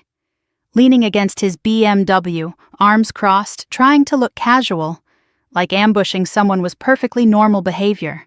My brother-in-law. The man who'd forged my signature on $47,000 worth of loans. The architect of my family's fraud. We need to talk, Jessica. Just you and me. I didn't invite him up. Instead, I suggested we walk. Public space, daylight, witnesses. We ended up at a small park near my building. Derek kept his voice measured, his expression carefully friendly. Look, I know you're upset. You have every right to be. Things got out of hand. The loans, the paperwork, it started small. Then it snowballed. But here's the thing, no one got hurt. Not really. My credit score dropped 180 points. I couldn't buy a home. I've been paying interest on debt I didn't know I had. No one got hurt? Derek shifted his approach. The friendly mask adjusted slightly. Okay, I hear you. That's why I want to make this right. What if I paid off the loans, all of them, within 6 months? And in return you forget about the chat, forget about the documents, we go back to being family. You want to buy my silence. I want to fix this. There's a difference. I let the silence stretch, watched him squirm. And the scholarship fraud? The tax claims? Derek's jaw tightened. Those are more complicated. Complicated how? There could be legal consequences. For Emily, for your mother. There could be legal consequences for you, Derek. Forgery, identity theft, that's prison time. The friendly mask slipped. Derek stepped closer. His voice dropped to something cold. Let me be very clear, Jessica. You don't want to go down this road. Is that a threat? It's reality. You think you have evidence? We have lawyers. We have resources. We have family connections. What do you have? A spreadsheet and some screenshots? Actually, I have a lot more than that. He paused. For the first time, uncertainty flickered in his eyes. What does that mean? It means you should be more careful about who you underestimate. I walked away. He called after me. I didn't turn around. Let him wonder. Let him worry. In 5 days, he'd find out exactly what I had. Day 7, 3 days before the party. Evening. I was making dinner when the doorbell rang. Through the peephole, I saw my mother, holding a casserole dish, the universal symbol of maternal guilt. I made your favorite, chicken and rice. Can I come in? I opened the door. She set down the casserole, looked around the apartment with that familiar expression. Evaluating. Finding it wanting. It's nice here. Cozy. You've said that before. Cozy is code for small. Jessica, please. I'm trying. The tears began. On cue or genuine, I couldn't tell anymore. I've been thinking a lot about where things went wrong. I wasn't a perfect mother. I know that. After your father left, I was just trying to survive. Emily needed so much attention. And you were always so independent. So capable. I thought I was giving you space. I didn't realize I was pushing you away. I let her talk. The justifications flowed like water. The loans, the credit things. I didn't understand all of it. Derek handled the details. I just knew we needed help, and you had good credit, good standing. I told myself we'd pay it back, that you'd never notice, that it was just borrowing. You borrowed my identity, Mom, without asking. For 6 years. I know. The silence stretched between us. Then she got to the real reason for her visit. Grandma's party is in 3 days. I know. Can we please just get through it? As a family? Whatever you're planning, can it wait until after? I'm not planning anything. Jessica, please. She's 75. Her heart is stronger than you think. Grandma's tougher than any of us. My mother's eyes searched my face for something she could use. Some weakness, some crack. Let me ask you something, Mom. In 6 years, did you ever once think about telling me? She hesitated. We talked about it a few times. And? Derek said it would be better if you didn't know.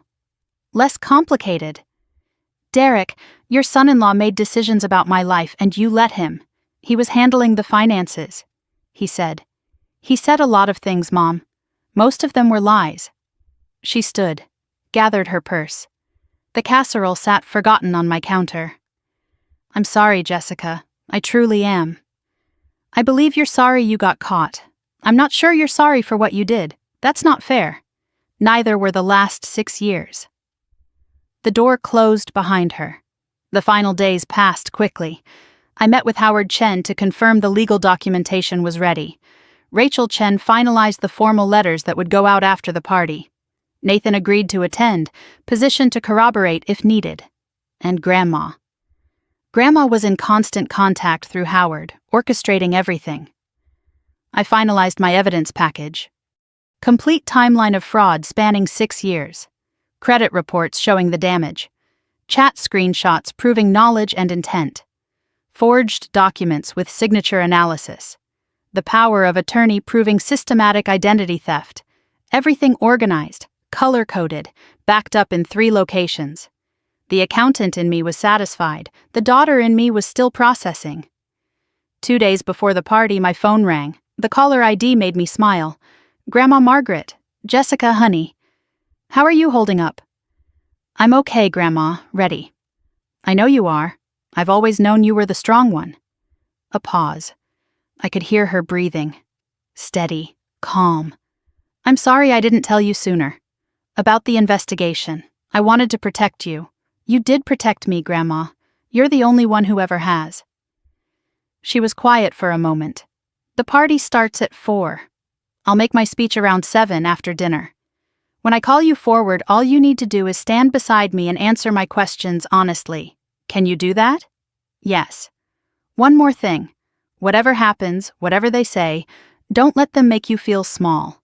You've been small long enough." "I won't, Grandma. That's my girl." The night before the party, I sat in my apartment with nothing left to prepare. Everything ready, nothing to do but wait. Tomorrow, 65 people would watch my family's perfect image shatter. Some would be shocked, some would be relieved. Some would blame me for making drama. I didn't care anymore. For 36 years, I'd worried about making people comfortable, making myself small so others could feel big. Tomorrow, I was taking up space. My space. The space they'd stolen from me. The final texts arrived throughout the evening. "Emily, Jess, one more chance, please, I'm begging you." A heart emoji at the end. "Derek, think carefully about what you're doing. Actions have consequences." Mother, "I love you, honey. Whatever happens tomorrow, remember that." Aunt Patricia, "Don't be selfish, Jessica. Think about Grandma." I didn't respond to any of them. Silence was still my answer. Let them spend one more night wondering. Morning of the party. I woke early. Clear sky outside, perfect weather. The universe apparently had a sense of irony. Beautiful day for a reckoning. I showered, dressed carefully. Navy blue dress. Simple, understated, professional. Pearl earrings that Grandma had given me years ago. Not too flashy, not trying to compete with Emily's Instagram aesthetic. Just me. Finally being me. My phone buzzed as I was getting ready to leave. "Nathan, I'm already here. The vultures are circling. Emily looks like she didn't sleep." I smiled for the first time in weeks. Good. Let her wonder. Let them all wonder. I drove to Grandma's house. The familiar route felt different today.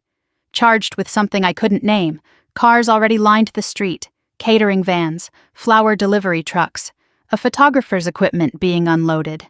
Emily had insisted on documenting everything, perfect family moments for her perfect Instagram feed. She was about to document something very different.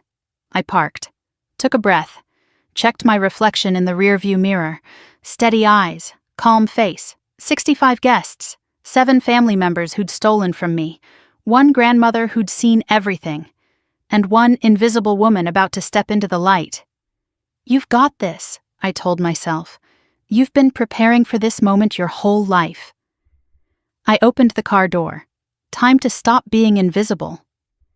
Grandma Margaret's house had been transformed. White tents billowed in the backyard, anchored between the old oak trees that had stood there for decades. String lights wove through the branches like captured stars. A string quartet played Vivaldi near the rose garden, their music floating across the manicured lawn. 65 guests, caterers in crisp black uniforms. A photographer circling the crowd like a well-dressed shark, capturing moments that would later be curated for social media.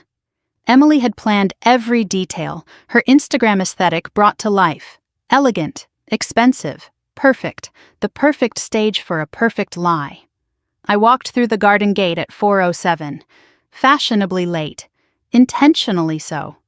I wanted them to see me arrive, wanted them to have time to notice before they could prepare their faces. Navy blue dress, simple cut, pearl earrings from Grandma, nothing flashy, nothing competing with Emily's inevitable designer showcase. I'd considered wearing red, making a statement, but that wasn't me. I didn't need to announce myself with color. I just needed to be present. The family spotted me within seconds. My mother froze mid-conversation with a neighbor, her champagne glass suspended in the air. Emily's own glass stopped halfway to her lips, her smile calcifying into something rigid. Derek took an involuntary step backward, his hand moving to his phone like a reflex. Aunt Patricia whispered something urgent to her husband. For 3 seconds, the masks slipped. I saw fear, real fear.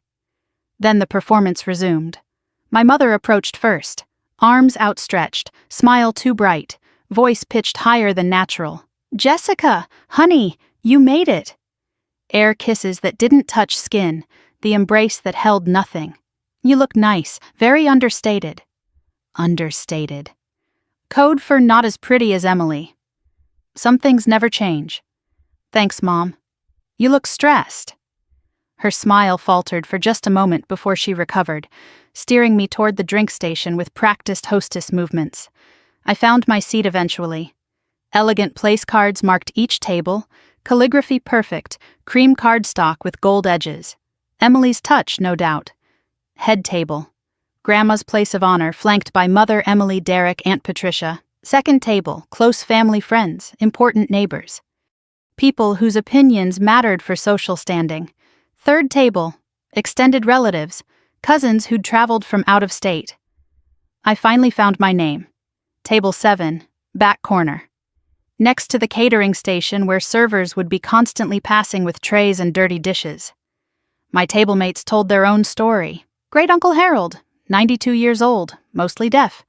Kind, but unlikely to engage in conversation. Marjorie, a cousin's ex-wife who'd apparently come for closure on something. No one quite understood why she was invited. Brian, a neighbor's adult son who lived in his parents' basement. No one quite remembered adding him to the list. 2 empty chairs, no-shows who'd had the good sense to skip. The reject table, the place where inconvenient people were stored out of sight. I'd been assigned to sit with strangers and ghosts. Meanwhile, at the head table, Emily held court, adjusting Grandma's napkin with performative care. Derek making charming small talk with the photographer, probably negotiating which angles to capture.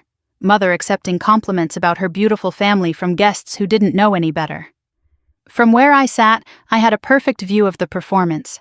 The loving daughter, the attentive son-in-law, the proud mother. None of them looked toward table 7. Not once. Nathan found me 15 minutes into the party. He slid into one of the empty chairs at my table, coffee in hand, expression carefully neutral. Impressive seating arrangement. Very subtle. Did you expect anything different? No. But it still stings, doesn't it? It used to. Now it's just evidence. Nathan glanced toward the head table where Derek was checking his phone again. 3rd time in 10 minutes. He's nervous, keeps looking at the exits. Good. Let him sweat. What about you? Nathan studied my face. You ready? I've been ready for 36 years. I just didn't know it. The photographer announced family photos before dinner. Everyone gather by the rose garden. Guests parted accommodatingly. The Monroe family assembled in the designated spot, arranging themselves with the ease of people who'd posed together hundreds of times. Mother, Emily, Derek. The children looking scrubbed and uncomfortable in formal clothes. Aunt Patricia and her husband. I started walking toward the group. Emily's hand shot up before I got close. Oh, this is just immediate family first. We'll do extended family after. Immediate family. I'm her sister. My mother offered her apologetic smile. The one that meant nothing. Honey, you know what she means. Just the core group first. Core. The same word as their secret chat. Family core. I stepped back. Smiled. Let them have their moment. From outside the frame, I watched them arrange themselves. Emily directing everyone like a film director. Derek, stand closer. Mom, chin up. Kids, smile bigger. Click, click, click. Perfect family, perfect smiles, perfect lies preserved in pixels. The photographer called for shots with Grandma.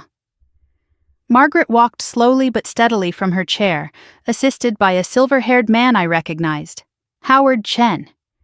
Playing the role of family friend rather than legal counsel. Grandma positioned herself center frame, then stopped. Where's Jessica? Emily's smile tightened. Oh, we were going to do extended family next. Grandma's voice cut through the excuse like a blade. Jessica is not extended family. She's my granddaughter. Get her. My mother waved me over, her tight smile not reaching her eyes.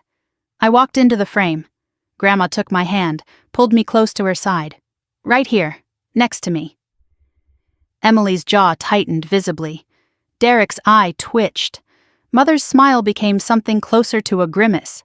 For the first time in any family photo I could remember, I was in the center. Grandma squeezed my hand, a silent message passing between us. This is just the beginning. Click. That photo would be the last one where we all pretended to be a family. Cocktail hour unfolded with its own particular cruelties. I moved through the party slowly, accepting a glass of white wine I didn't intend to drink, greeting distant relatives who seemed surprised I'd shown up. Fragments of whispered conversations reached my ears.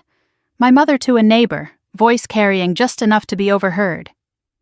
Jessica? Oh, she's doing fine. Keeping busy with her little freelance thing. Emily to a woman from her church, perfecting the concerned sister routine.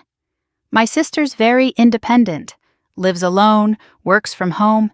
She prefers it that way. Aunt Patricia to someone's husband, shaking her head with false sympathy. Some people just aren't built for family life, you know. Jessica's always been different.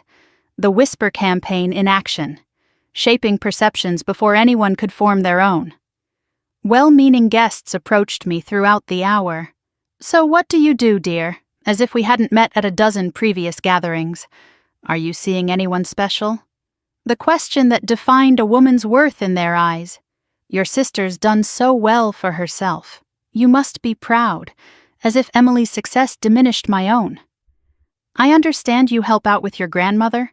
That's so sweet, reducing years of genuine caregiving to something quaint and pitiful. Each question was a tiny cut, assumptions wrapped in politeness. One guest, Mrs. Patterson from the church my mother attended, approached with particular enthusiasm. Your mother was just telling me you're between jobs. How brave to keep trying. I'm not between jobs. I'm a freelance accountant. I have a full client list. Mrs. Patterson blinked, confused. Oh, your mother said. My mother says a lot of things. The woman looked uncomfortable. I'd broken the script. Derek found me near the bar. His smile was fixed firmly in place for anyone watching, but his voice was low and cold. You're being very calm. It's making people nervous. Which people? The ones who matter. I didn't realize calm was threatening. It is when someone should be angry. Who said I'm not angry? His smile faltered. Jessica. Enjoy the party, Derek. I hear the shrimp cocktail is excellent. I walked away before he could respond. Found a quiet corner near the garden where I could observe without being cornered. Howard Chen passed by without stopping. To any observer, he was simply an elderly gentleman getting some air. But his murmur was clear. Mrs. Margaret will speak after dinner. Around 7. Be ready. He was gone before anyone noticed. 2 hours. 2 hours of smiling through the humiliation. I could do 2 hours. I'd done 36 years. Dinner ended at 6:45. Plates cleared. Coffee served. The energy in the tent shifted as guests settled into post-meal contentment. Derek stood, tapped his glass with a spoon. The chime silenced conversations. If I could have everyone's attention. My beautiful wife would like to say a few words about her grandmother. Emily rose from her seat like an actress taking the stage. Champagne flute in hand, radiant smile perfectly calibrated. The lighting was ideal, of course it was. She'd planned this moment. Her phone was mounted on a small tripod nearby, probably streaming to Instagram Live. Thank you all for being here to celebrate the most important woman in my life. The performance lasted 7 minutes. 7 minutes of fabrication delivered with the polish of someone who'd spent years crafting her public image. Growing up, Grandma Margaret was my rock, my safe place. She taught me what it means to be a strong woman, a devoted wife, a loving mother. I thought about the chat messages. Emily visited Grandma maybe 4 times a year. usually for money or photo opportunities. I've tried to honor her example in everything I do, putting family first, always. Family first. The woman who'd created a chat specifically to exclude her sister. When I think about who I am today, I see her influence in every choice I've made.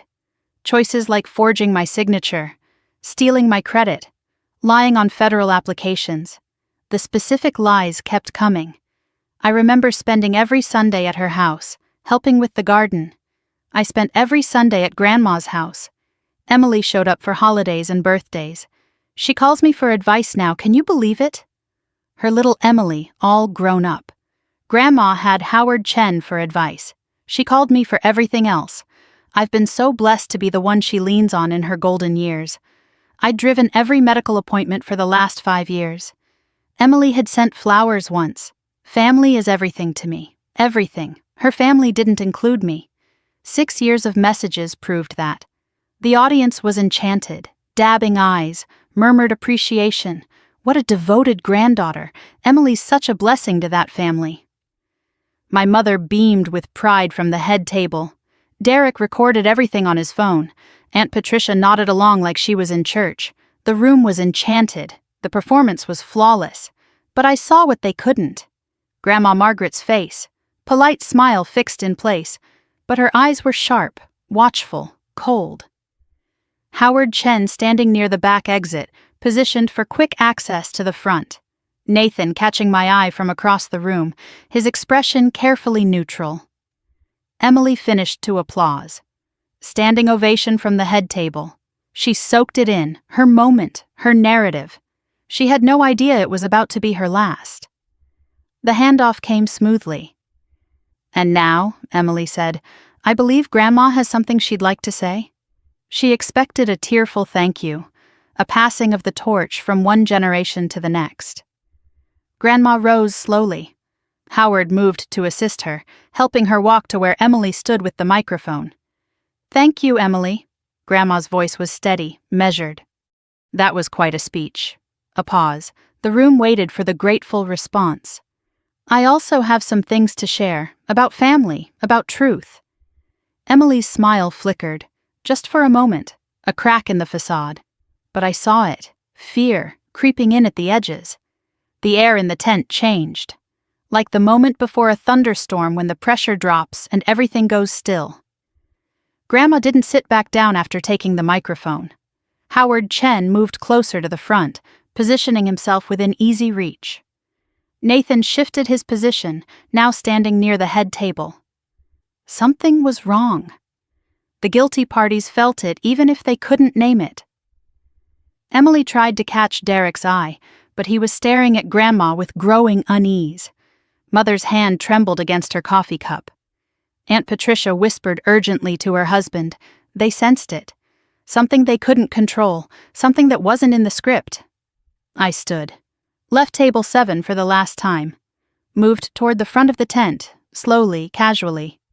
Found a spot with a clear view of everyone. The head table, the guests, the exits.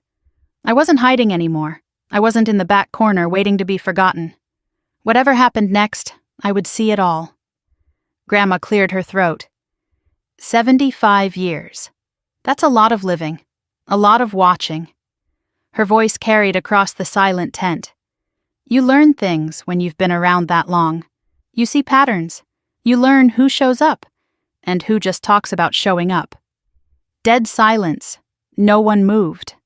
Tonight I want to talk about showing up, about truth, and about family. Her eyes swept the room slowly, taking in every face. Then they landed on me. A small nod, almost imperceptible. Our signal. But first, I'd like to ask my granddaughter Jessica to join me. 65 faces turned to look at me. The invisible woman, suddenly visible. My legs felt numb, but they moved. One step, then another. Past table 7 with its empty chairs and forgotten guests. Past the whispers starting to ripple through the crowd. Past the curious stares of people who'd barely noticed me an hour ago. Past Aunt Patricia, whose face had gone gray. Past Mother, who looked like she might faint. Past Emily, whose perfect composure was cracking like cheap paint. Past Derek, who was already calculating his next move, his eyes darting toward exits. I walked through the center of that party like I belonged there. Because I did. I always had. Grandma took my hand when I reached her, held it up for everyone to see. This is my granddaughter, my real family. Murmurs rippled through the crowd. Confusion, curiosity. Emily's voice cut through, sharp with desperation. Grandma, what? Sit down, Emily. I'm not finished. Grandma's grip was steady. Mine was shaking. 65 people waited. My mother, my sister, everyone who'd called me a failure. I didn't know exactly what Grandma was about to say, but I knew one thing. After tonight, nothing would ever be the same. Grandma took a breath, looked at the crowd. Now, she said, let me tell you about the last 6 years. Grandma's hand held mine like an anchor. 65 faces stared at us, confusion and curiosity mixing in the silence. Let me tell you about the last 6 years, she said. I felt Emily shift behind me, heard Derek's sharp intake of breath, but Grandma's voice was steady. She'd been waiting for this moment longer than anyone knew. She reached into her cardigan pocket and pulled out a small leather notebook. Worn at the edges. Familiar to anyone who'd spent time with her over the years. Some of you know I keep a journal. I write everything down. Who visits, who calls, who actually shows up when it matters. I've kept this record for over a decade. Let me share some entries. She opened to a marked page. March 15th, 2022. Cardiology appointment. Jessica drove me, waited 3 hours, brought me soup after. She flipped the page. March 15th, 2022. Emily, no call, no text. The silence in the tent was absolute. June 8th, 2023. I fell in the bathroom. Called Jessica at 2 a.m. She was here in 20 minutes, stayed until dawn. Another page. June 8th, 2023. Told Diane the next day. She said, thank God Jessica was available. Grandma looked up from the notebook. Her eyes found mine briefly before sweeping across the crowd. Available. Like my granddaughter was just waiting around with nothing better to do. She continued reading. Faster now. Building momentum. Thanksgiving, 2021. Jessica cooked the turkey. Emily arrived for photos, left before dishes. Christmas, 2022. Jessica wrapped all the gifts. Emily posted them on Instagram. Her caption said, I love giving, my 74th birthday. Jessica organized everything. Emily's speech thanked everyone except her sister. The notebook closed with a soft sound that seemed to echo. Do you see the pattern? Because I do. Emily stood abruptly from the head table. Grandma, I don't understand what this has to do with... Sit. Down. Emily. The words cracked through the air like a whip. Several guests gasped. Grandma had never spoken to Emily like that, not in public, not ever. Emily sat, her perfect composure crumbling. This is about who shows up, and who takes credit, but more importantly... Grandma paused. Let the silence build. This is about who steals. She gestured toward Howard Chen, who stepped forward with his briefcase. Most of you know Howard. He's been my attorney for 30 years. 4 months ago, I asked him to review my estate documents. Standard planning for someone my age. What he found was anything but standard. Howard opened his briefcase with the practiced calm of someone who'd delivered difficult news many times before. During the review, I discovered several irregularities connected to one name. He looked at me. Your name, Ms. Monroe. He pulled out a thick folder. With Mrs. Margaret's permission, I'm going to share what we found. These are public records. Anyone could access them. But no one thought to look, until now. The first document emerged. Personal loan, First National Bank, 2019, $28,000. Applicant, Jessica Monroe. Purpose, debt consolidation. Funds deposited to account ending 7743. Howard looked directly at Derek. That's your business account, Mr. Monroe. Derek's face drained of color. I can explain. Howard raised a hand. I'm sure you can, but not yet. The second document. Home Improvement Loan, 2021, $19,000. Applicant, Jessica Monroe. Property address, 1422 Maple Drive.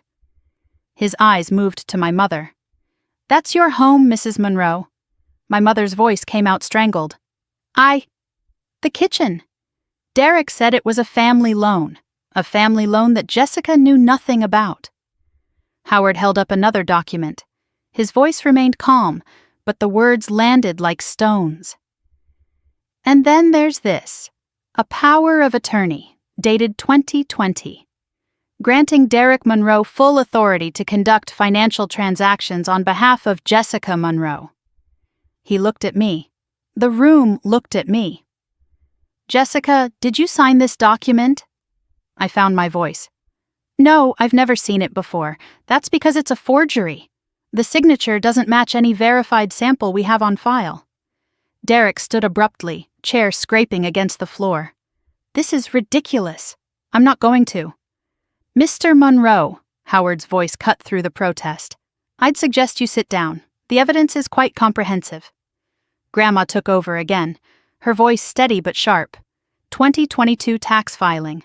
Diane Monroe claimed a dependent care credit, listed Jessica Monroe as primary caregiver for Margaret Monroe. Tax benefit received, $4,200. She looked at my mother. Jessica did care for me, every week, for years. But she was never paid, never asked to be listed, never received a penny of that credit. My mother's voice was small. It was just paperwork. Paperwork is how fraud works, Diane. The next document. 2023, scholarship application for Madison Monroe, first-generation college student scholarship, $15,000. The application states that no parent or close relative holds a 4-year degree. Howard looked at me again. Ms. Monroe, what is your educational background? Bachelor's degree in accounting, University of Connecticut, graduated with honors. Murmurs spread through the crowd. Shocked faces. Neighbors who'd known this family for decades, realizing they'd known nothing at all. This application contains a material falsehood. The scholarship board has been notified. Howard summarized the damage, his voice carrying across the silent tent. Personal loan, $28,000. Home improvement, $19,000. Tax fraud, $4,200. Scholarship fraud, $15,000. Total financial impact to Jessica Monroe, over $66,000. Plus, immeasurable damage to her credit, her reputation, and her trust. The number hung in the air. 6 years of crimes, one victim who never knew. Grandma's voice dropped, but somehow became more powerful. But the money isn't the worst part. She reached into her other pocket, pulled out printed pages. 6 years ago, my daughter, my granddaughter, and my sister-in-law created a group chat. They called it Family Core. Jessica wasn't in it. I wasn't in it. They used that chat to plan how to exploit her, and to mock her for being useless while they did it. She held up the pages. I have screenshots, 1,247 messages. Emily's voice cracked. Grandma, please. Message from Emily, 2019. Failure-free zone. Love it. A gasp from somewhere in the crowd. Message from Diane, 2021. Jessica won't notice. She doesn't even check her credit score. My mother made a sound like a wounded animal. Message from Patricia, 2022. The failure one is finally useful for something. Aunt Patricia's husband turned to stare at her. She wouldn't meet his eyes. The room watched my family the way you watch a car accident. Horrified, unable to look away. Grandma's voice softened, but the words cut deeper for it. They called her the failure for 6 years, while she took care of me, while they stole her identity, while she sacrificed everything for a family that treated her like a resource instead of a person. She looked out at the crowd. Tell me, who are the real failures here? Grandma turned to face me directly, took both my hands in hers. Jessica, sweetheart, I need to ask you something, in front of everyone. The room held its breath. Not because I don't know the answer, but because they need to hear it. She asked the questions one by one, each word deliberate, each pause weighted with meaning. Did you know about the personal loan? No. Did you sign any of these documents? No. Did you give anyone permission to use your name, your credit, your identity? Never. Were you ever told about the tax claims, the scholarship application, the power of attorney? No. I found out 3 weeks ago, when Emily accidentally added me to the group chat. Grandma nodded slowly. 3 weeks ago, by accident. 6 years of theft. And it only came out because someone pressed the wrong button. She turned back to the crowd. My granddaughter didn't know. She was too busy taking care of me to notice she was being robbed. And when she found out, she didn't scream, didn't threaten, didn't make a scene. Her voice swelled with something that sounded like pride. She documented everything, like the professional she is, the professional they called a failure. I felt tears sliding down my cheeks. First time I'd cried since this began. Not from sadness, from release. For 36 years, I'd wondered if I was imagining things, if I was too sensitive, if the exclusion was all in my head. Now 65 people knew the truth. I wasn't crazy. I was right. Emily stood again, tears streaming, mascara running. Grandma, please. You don't understand. We were struggling. Derek's business. Struggling. We almost lost the house. Mom needed help with bills. We didn't have a choice. You had a choice. You could have asked Jessica. You could have been honest. She would have said no. The admission hung in the air. The truth, finally spoken. You don't know that. You never asked. Grandma's voice was ice. You never meant to get caught. That's different from being sorry. Derek tried next, stepping forward with his salesman's confidence, though it was cracking at the edges. Mrs. Margaret, this has gone far enough. These are private family matters. Private? You committed fraud, Derek. That's not private. That's criminal. No one's pressing charges. We can work this out. Howard stepped forward. Actually, whether charges are pressed depends entirely on what happens next. Derek's facade crumbled. What does that mean? It means you might want to stop talking and start listening.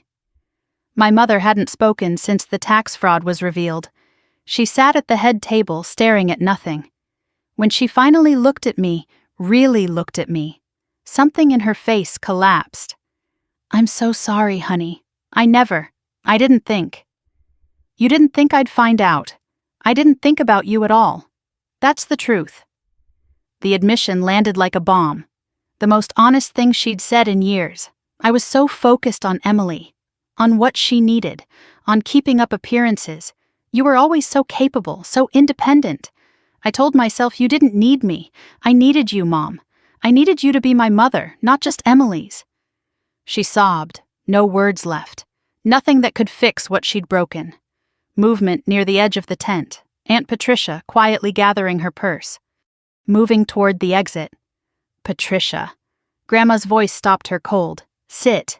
Down. Frozen mid-escape. You're not leaving until this is finished. You facilitated the tax fraud. You mocked Jessica more than anyone in that chat. Some people aren't built for family life. Do you remember saying that? Patricia's husband turned to her. What is she talking about? The woman who'd whispered poison about me for 6 years had nothing to say. Looks like there's another conversation happening later tonight. Grandma took a breath, drew herself up to her full height. Now, here's what's going to happen. The room snapped to attention. First, all financial support I've been providing to Diane, Emily, and Patricia is suspended immediately. Emily started to protest. Grandma. Until every dollar borrowed in Jessica's name is repaid. To Jessica. With interest. Second, Derek will surrender the forged power of attorney and sign an affidavit admitting to the forgery. Failure to comply will result in the documents being forwarded to the state bar and the police. Derek went white. Third, the scholarship board has already been contacted. They're conducting their own investigation. Madison will likely need to return the funds. That's a consequence of fraud, not my decision. Then, the declaration that changed everything. Fourth, I've updated my estate documents. Emily's head snapped up. Jessica is now executor of my will. She will oversee the distribution of my assets. Gasps from the family, shock from the crowd. This isn't a reward for being victimized.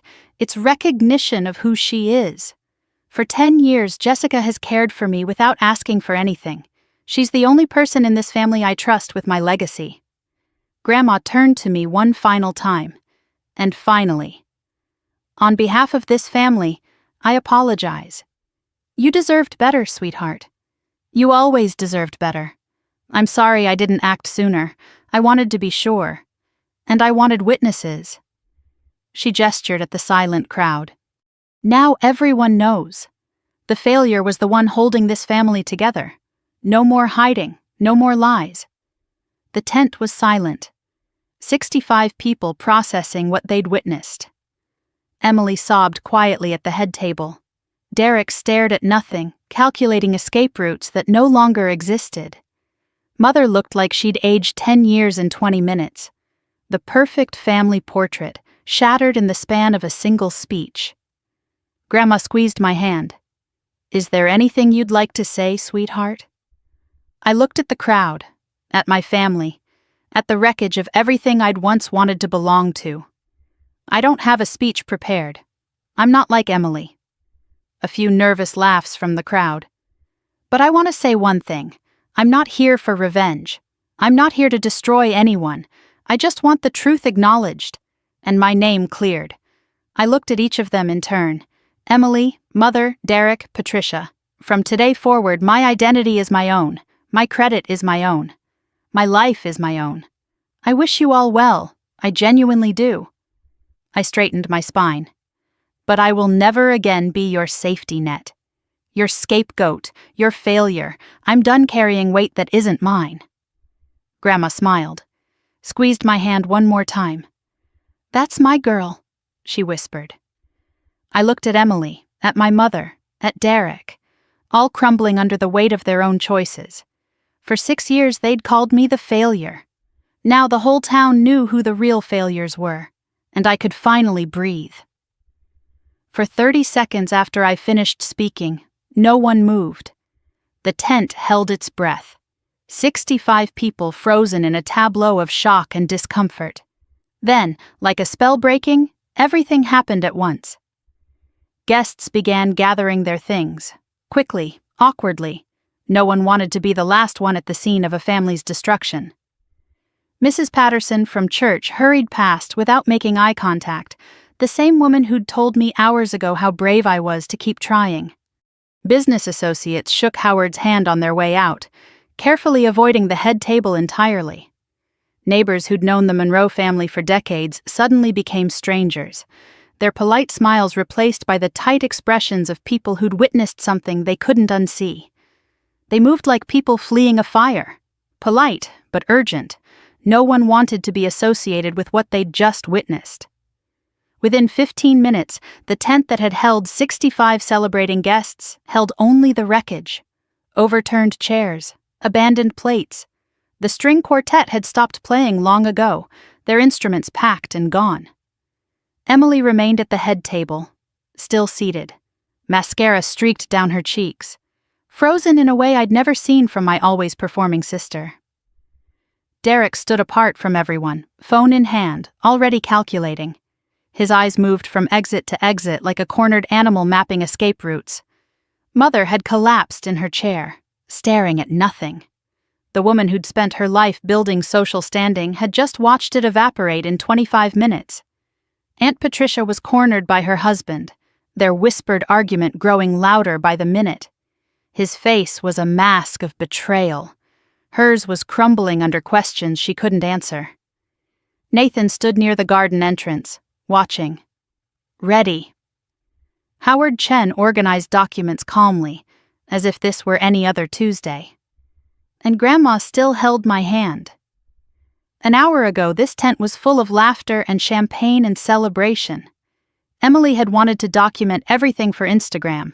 Perfect family moments for her perfect feed. I wondered if she'd post about this. Derek made his move within minutes of the last guest leaving.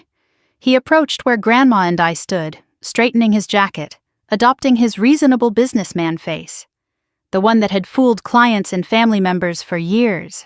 Jessica. Can we talk? Privately? I don't think there's anything private left to discuss, Derek. His jaw tightened, but he pressed on. Look, this has been dramatic. I understand emotions are running high. But we're still family. We can work this out without lawyers, without making things worse. Without consequences, you mean, without destroying each other. His voice dropped to something meant to sound reasonable. I made mistakes, I admit that. But prison? Financial ruin? Is that really what you want for Emily? For your mother? I looked at him, really looked at him. The man who'd forged my signature dozens of times, who'd built his failing business on my stolen credit, who'd called me a failure while using my identity to keep himself afloat. What I want is for this to never have happened. But it did. His reasonable mask slipped. Something harder emerged. You think this is over? You think Grandma's little speech changes anything? I have resources, Jessica, connections. I've been in finance for 15 years. I know people. I know how to make things complicated for people who make my life difficult. Is that a threat? It's reality. You've got a spreadsheet and some screenshots. What do you think happens when this goes to court? When lawyers get involved? You're a freelance accountant who lives alone in a tiny apartment. You really want to fight this battle? Actually, I have a lot more than a spreadsheet. Howard Chen appeared beside us, briefcase in hand. Mr. Monroe. A word? Derek turned, startled. He'd been so focused on intimidating me that he'd forgotten we weren't alone. I've prepared a summary of the legal exposure you're facing. Howard's voice was calm, professional, devastating, identity theft, up to 5 years, forgery, up to 7 years, bank fraud, up to 30 years. The sentences can run consecutively. Derek's face went gray. My client, Mrs. Margaret, is prepared to pursue criminal charges if necessary.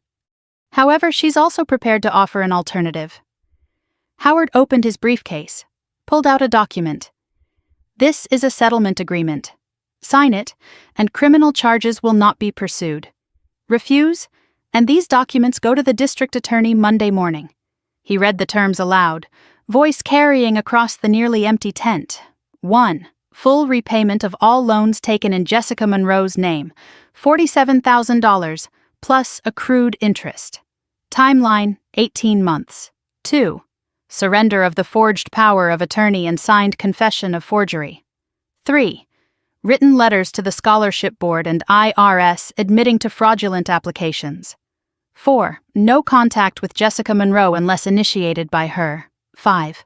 Public acknowledgement that Jessica had no knowledge of or participation in any financial misconduct. Derek's voice came out strangled. This will destroy my career, my license. Your career choices are not Mrs. Margaret's concern. The state bar will. The state bar will learn the truth regardless. The question is whether you control that narrative or the DA does. Derek looked at Emily, desperate. Emily, tell them. Emily didn't meet his eyes, wouldn't even look at him. I stepped forward. Derek, you have 48 hours to decide. After that, Howard files the criminal complaint. And just so we're clear, I'm not doing this for revenge. I'm doing this so you never do it to anyone else. Derek stared at me, really seeing me for the first time. The invisible sister, the failure, the one he'd never thought would fight back. Turns out you should have been paying attention all along. He had no response. For once in his life, Derek Monroe had nothing to say. Nathan stepped forward from his position near the garden. I have something to add. He walked to where the family cluster remained. The cousin who'd been frozen out 2 years ago, who'd refused to sign documents and been labeled unstable for it. 2 years ago, Derek approached me with the same scheme, wanted me to sign papers I hadn't read. Family helping family, he said.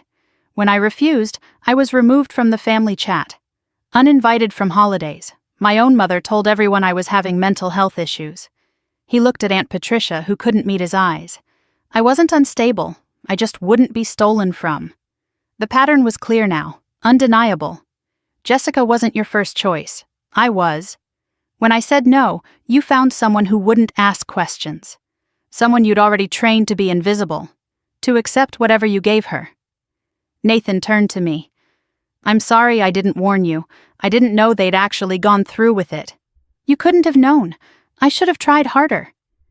Aunt Patricia's husband spoke for the first time. His voice was ice. Patricia, is this true? She couldn't look at him. Mark, you don't understand the context. Did you help them commit fraud against your own nephew? Against Jessica? Silence. I want an answer. Now. Patricia started crying. Not the performative tears Emily had mastered. Real fear. We'll discuss this at home. He turned and walked toward the exit. Patricia scrambled after him, her carefully constructed evening in ruins. Another marriage cracking under the weight of exposed lies. Derek and Emily weren't the only casualties tonight. My mother finally stood, moving slowly, uncertainly, like approaching something that might shatter or something that might strike back. Jessica. I waited. I know I don't deserve to speak to you right now. I know sorry isn't enough. It could never be enough. But I need you to know, I never meant for any of this to happen. Her voice broke on the last words. This was supposed to be temporary, a bridge loan, then another. Then it became normal? Yes. The word was barely a whisper, ashamed, honest for the first time. Do you remember what you said when Marcus cheated on me? She flinched. Marcus. My ex from years ago, a wound I'd thought had healed. Yes. You said maybe if I'd been home more, that it might be my fault. And then you wrote in that chat, at least she doesn't have kids. One less grandchild to worry about. My mother covered her mouth. Horror at her own words, finally heard out loud. That wasn't a bridge loan, Mom. That was my mother celebrating my pain. I don't hate you. I surprised myself by meaning it. I'm not sure I have the energy to hate anyone right now, but I need time. A lot of time. 6 months minimum. No calls, no texts, no showing up at my apartment. She nodded, tears streaming. I understand. Do you? Because understanding seems new for you. Harsh, but true. I deserve that. You deserve a lot more than that. But I'm not the one to give it to you. She turned away, walked toward the garden exit alone. The woman who'd spent her life surrounded by the social status she'd cultivated was leaving with nothing. Emily hadn't moved from the head table, hadn't spoken since her breakdown during Grandma's speech. She sat alone now, Derek across the tent dealing with his own collapse. Mother gone, friends gone. The Instagram audience she'd cultivated for years, unaware that their perfect influencer was sitting in the wreckage of her own creation. For the first time in her life, Emily Monroe had no audience. I walked over. Not out of compassion, out of necessity. Some things needed to be said directly. I stood in front of her. Emily, no response. Just blank staring. Emily, look at me.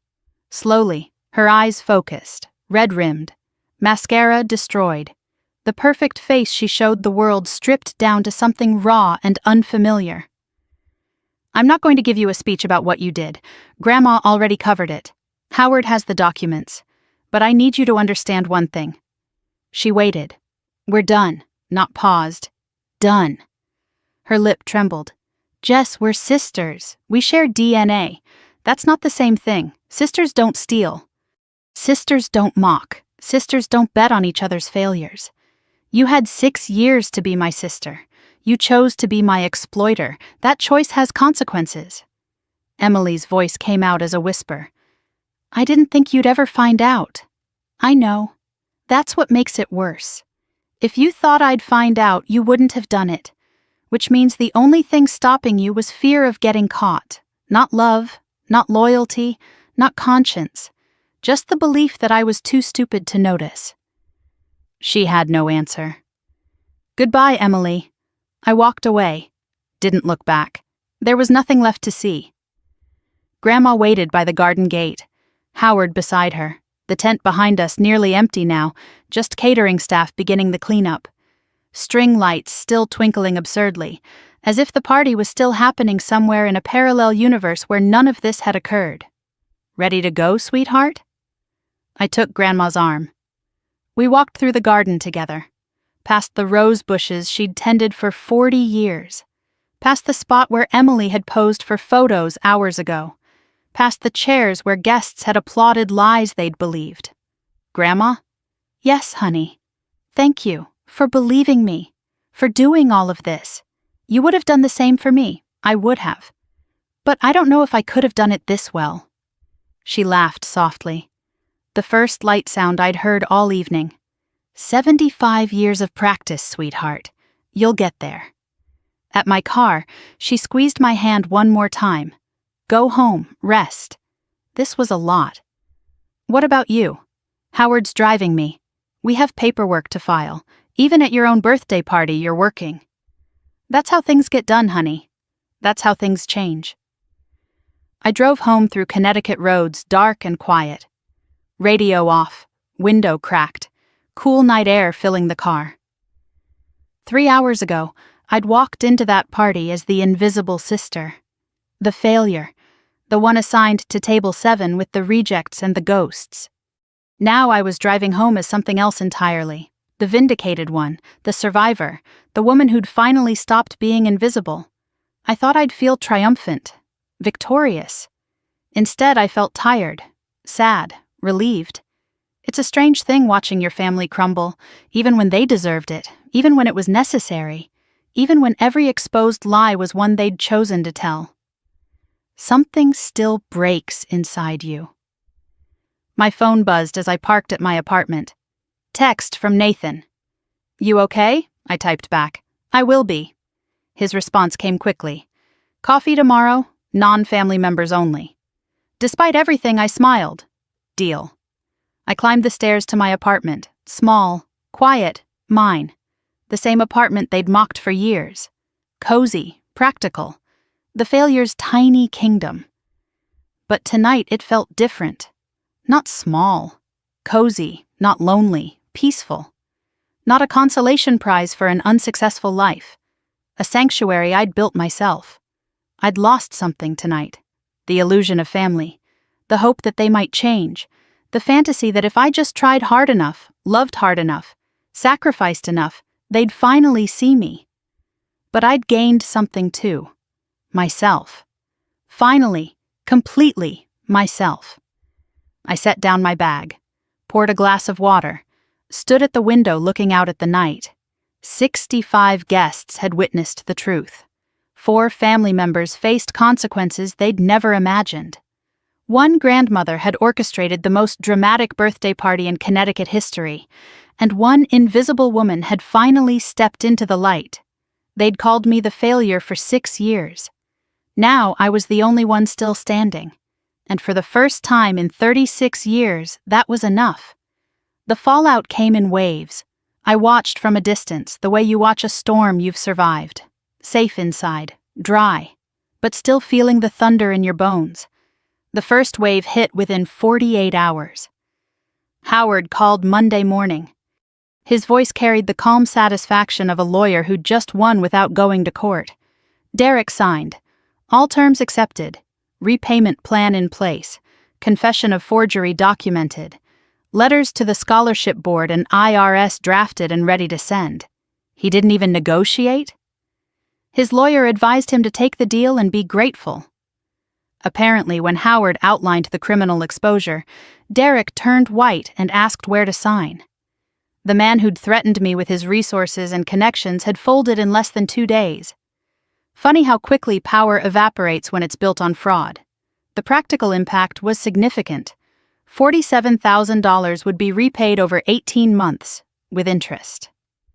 My credit report would be corrected through a formal dispute process. Fraud alerts placed. The whole bureaucratic machinery of financial restoration set in motion. On paper, I was being made whole. The numbers would eventually balance. But some damage doesn't show up on spreadsheets.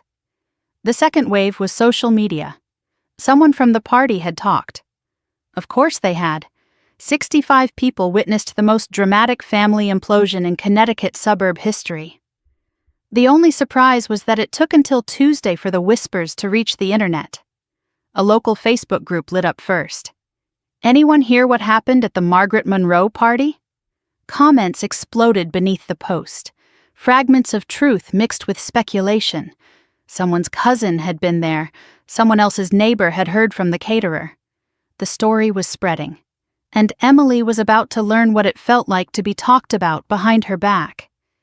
Emily's Instagram empire had been built on perfection. 80,000 followers watching her curated life unfold in filtered squares.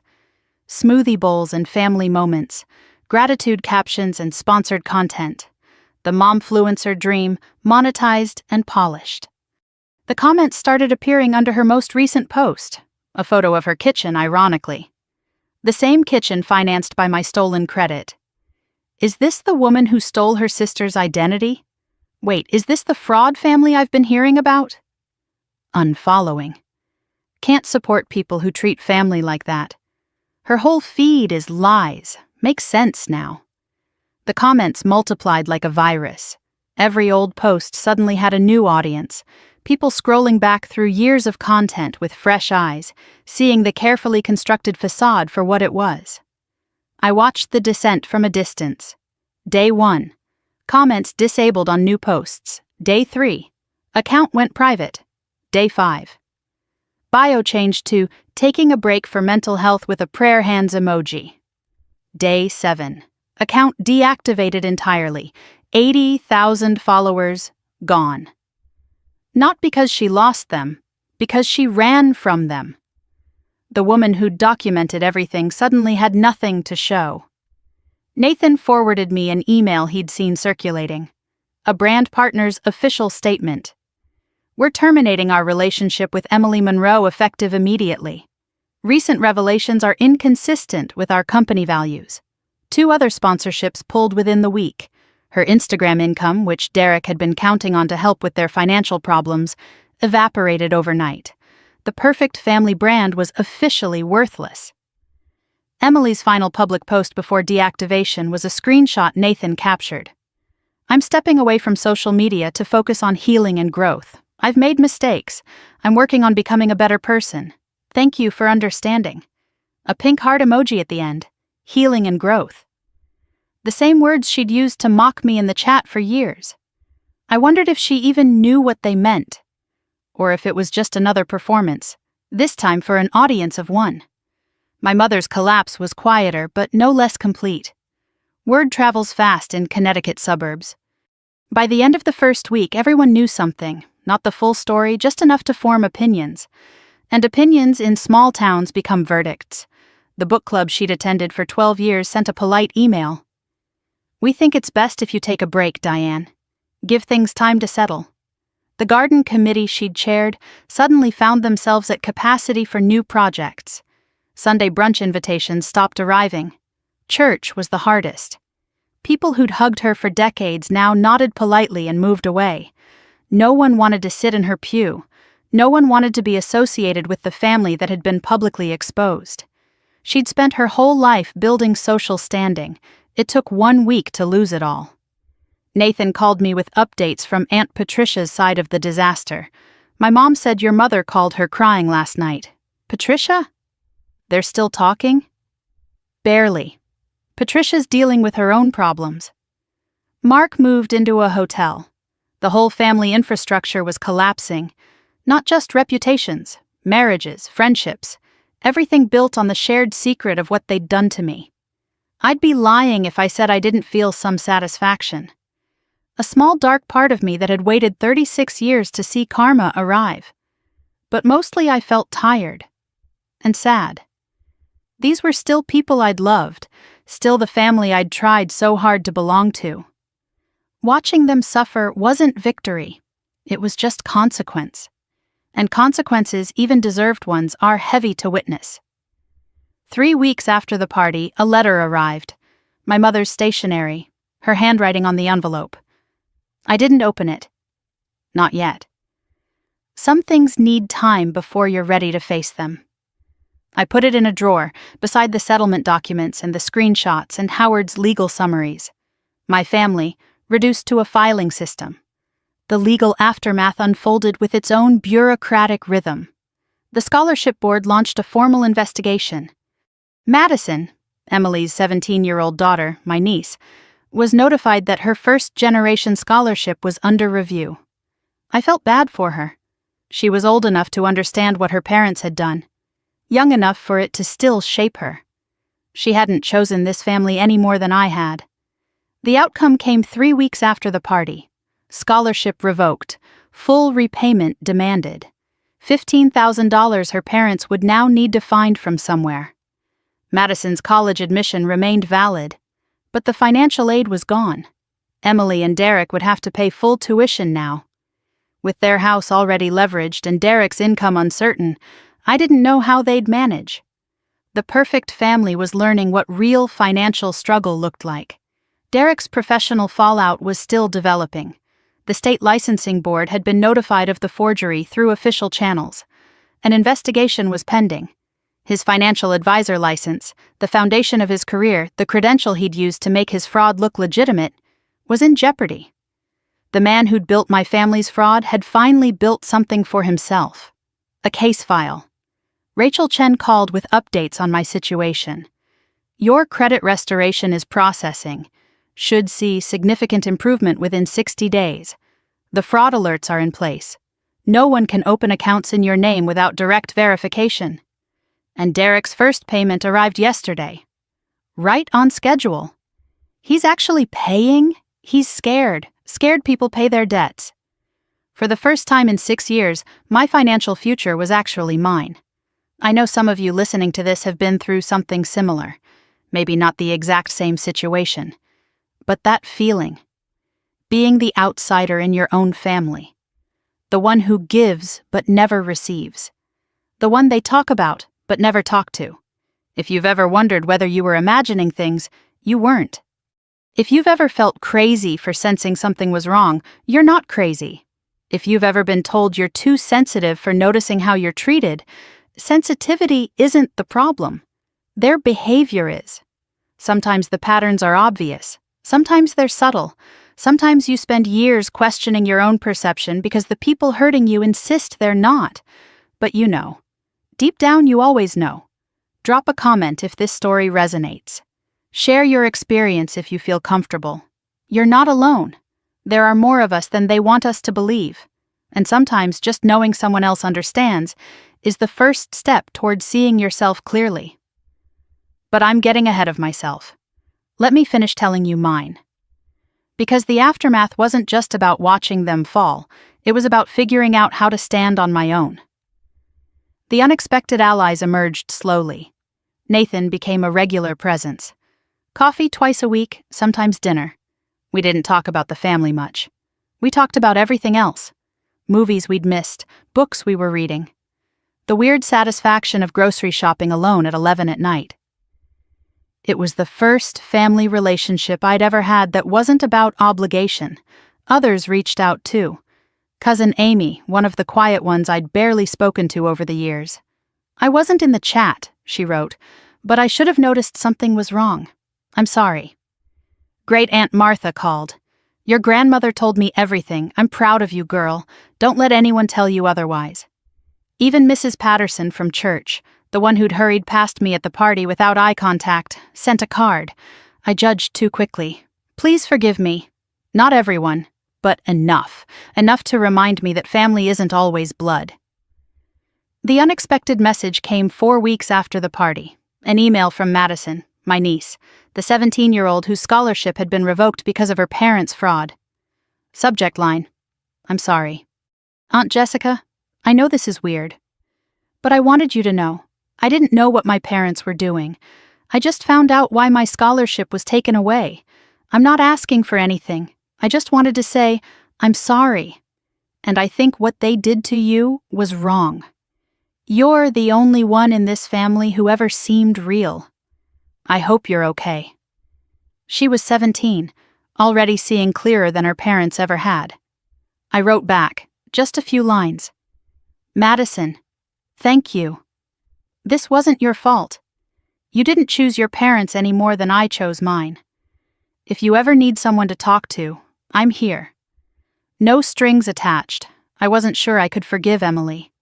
But her daughter wasn't Emily. And someone needed to show that girl what family actually looked like. The Sundays with Grandma continued. Same as before, but different. I still drove to her house, still sat in her garden while she worked with her flowers, still watched her write in that leather notebook. But now we talked about what was in it. Any regrets? I asked her once, 3 weeks after the party, about exposing them? No. About doing it publicly? She thought for a moment, her hands still in the soil. The truth needed witnesses. Otherwise, they would have rewritten history. That's what people like that do. They reshape the story until they're the victims, until you're the crazy one, until everyone forgets what really happened. They still might try. Let them try. The people who matter know what happened. The rest is just noise. I watched her plant a new rose bush. Something about the routine of it, the patience, felt significant. Do you think they'll ever change? She set down her trowel. Some people change because they want to, some because they have to, and some never do. Which kind is my mother? That's not for me to say, sweetheart. That's for her to show. And if she doesn't, then you'll have your answer, and you'll be free to stop waiting, free to stop waiting. Such simple words. Such a revolutionary idea. There's something I want to tell you. About the estate. I tensed. Grandma, you don't need to. Relax. It's good news. I've made some changes beyond what I announced at the party. What kind of changes? The kind that make sure you're taken care of, no matter what happens to me. Grandma. She held up a dirt-covered hand. Shush. Let an old woman have her secrets. You'll find out eventually. She smiled. That smile that said, trust me. I've been planning this longer than you know. We sat in the garden until the sun went down. Not talking, just being. Sometimes that's enough. Sometimes that's everything. 4 weeks had passed. The world hadn't ended. Mine was just beginning. Derek made his first payment. Emily stayed invisible. Mother kept her distance.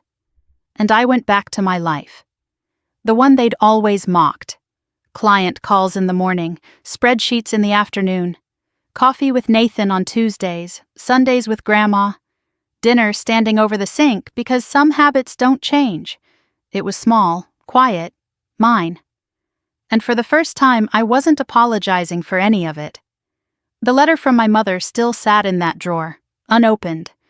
I'd look at it sometimes, pull open the drawer, see the envelope with her handwriting, wonder what was inside. Apology? Excuse? Accusation? Some combination of all three? I wasn't ready to find out. But I would be, eventually. That was the thing about time. It didn't heal everything, but it gave you space to decide what was worth healing. 1 month down, a lifetime to go. They'd called me the failure for 6 years. Now I was the only one still standing. Funny how that worked out. 2 months after my grandmother's 75th birthday party, I woke up without dread for the first time in years. No anxiety about what the family group chat might say. No wondering if I'd missed some obligation I never agreed to. No mental calculations about how to make myself smaller to avoid notice. Just morning light through my apartment window, the smell of coffee brewing. Birds outside that I'd somehow never noticed before. Small things. But small things add up when you've been starving for them. My life had settled into something that felt genuinely mine. Work was steady. Clients who valued my expertise, who paid on time, who treated me like a professional rather than a backup plan. The freelance thing they'd mocked for years was actually thriving. Socially, I had rhythms now. Coffee with Nathan every Tuesday, Sunday dinners at Grandma's, occasional lunches with Cousin Amy, who'd become an unexpected friend. I'd started therapy too, twice a month. Not because I was broken, because I wanted to understand how I'd let myself be invisible for so long, how the patterns had formed, how to recognize them if they ever tried to form again. I was learning that healing wasn't about forgetting, it was about remembering without the weight. The envelope from my mother still sat in my nightstand drawer, 2 months of wondering what was inside. Some mornings I'd open the drawer, look at it, close it again. Not ready, not yet. Today felt different. Today, the curiosity was stronger than the fear. I made my coffee, sat at the kitchen table, the same table where I'd documented 6 years of fraud in one sleepless night. I opened the drawer, pulled out the envelope, and finally, I opened the letter. 3 pages. Handwritten. My mother's familiar script, the one I'd seen on birthday cards and grocery lists my whole life. The paper smelled faintly of her perfume. Some things don't change, even when everything else does. Jessica, I've started this letter 14 times. Every version sounds like an excuse, because I don't have anything better to offer. I could tell you about the financial pressure, about how Derek convinced us it was harmless, about how easy it was to rationalize when we never saw your face. But those are reasons, not excuses. And you deserve more than reasons. The truth is, I failed you long before the loans, long before the chat, long before any of it. When your father left, I blamed myself. And somehow, I let that blame spill onto you, the daughter who reminded me of the marriage I'd failed. You had his eyes, his quiet way of observing everything. Every time I looked at you, I saw what I'd lost. Emily was my fresh start. You were my reminder. That's not fair. It was never fair. But I didn't see it until you forced me to. I'm not asking for forgiveness. I haven't earned it. I'm asking for a chance. Someday. When you're ready, if you're ever ready. I've started therapy. Real therapy. Not the kind where you tell the therapist what they want to hear. I'm learning why I did what I did.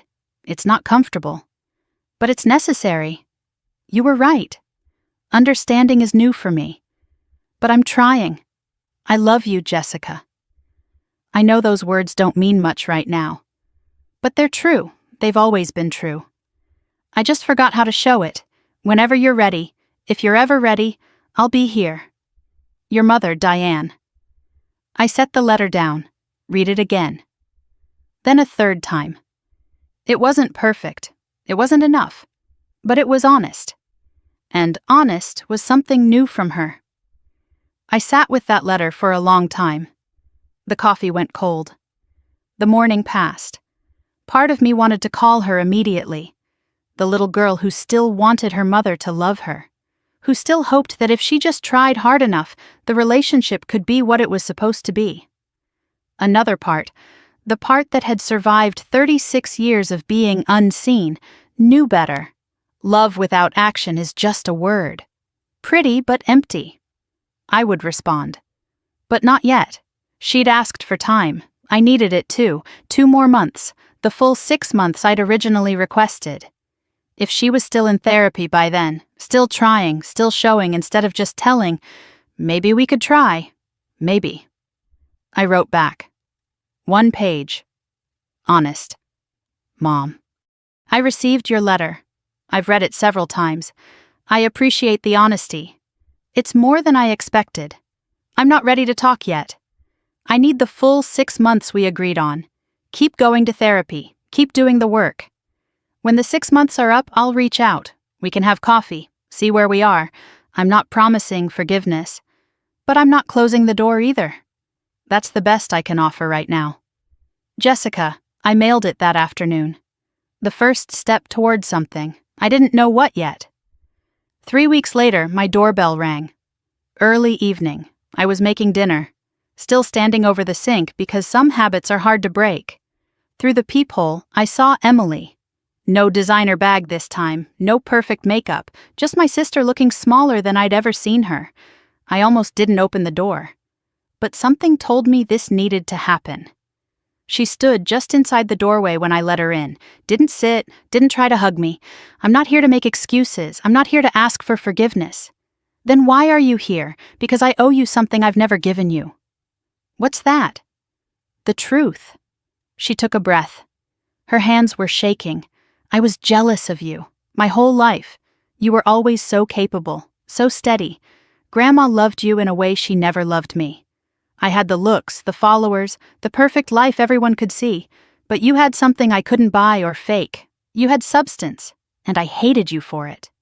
The words came out in a rush, like she'd been holding them for years. "So I made you small, in the chat, in family conversations, in my own head.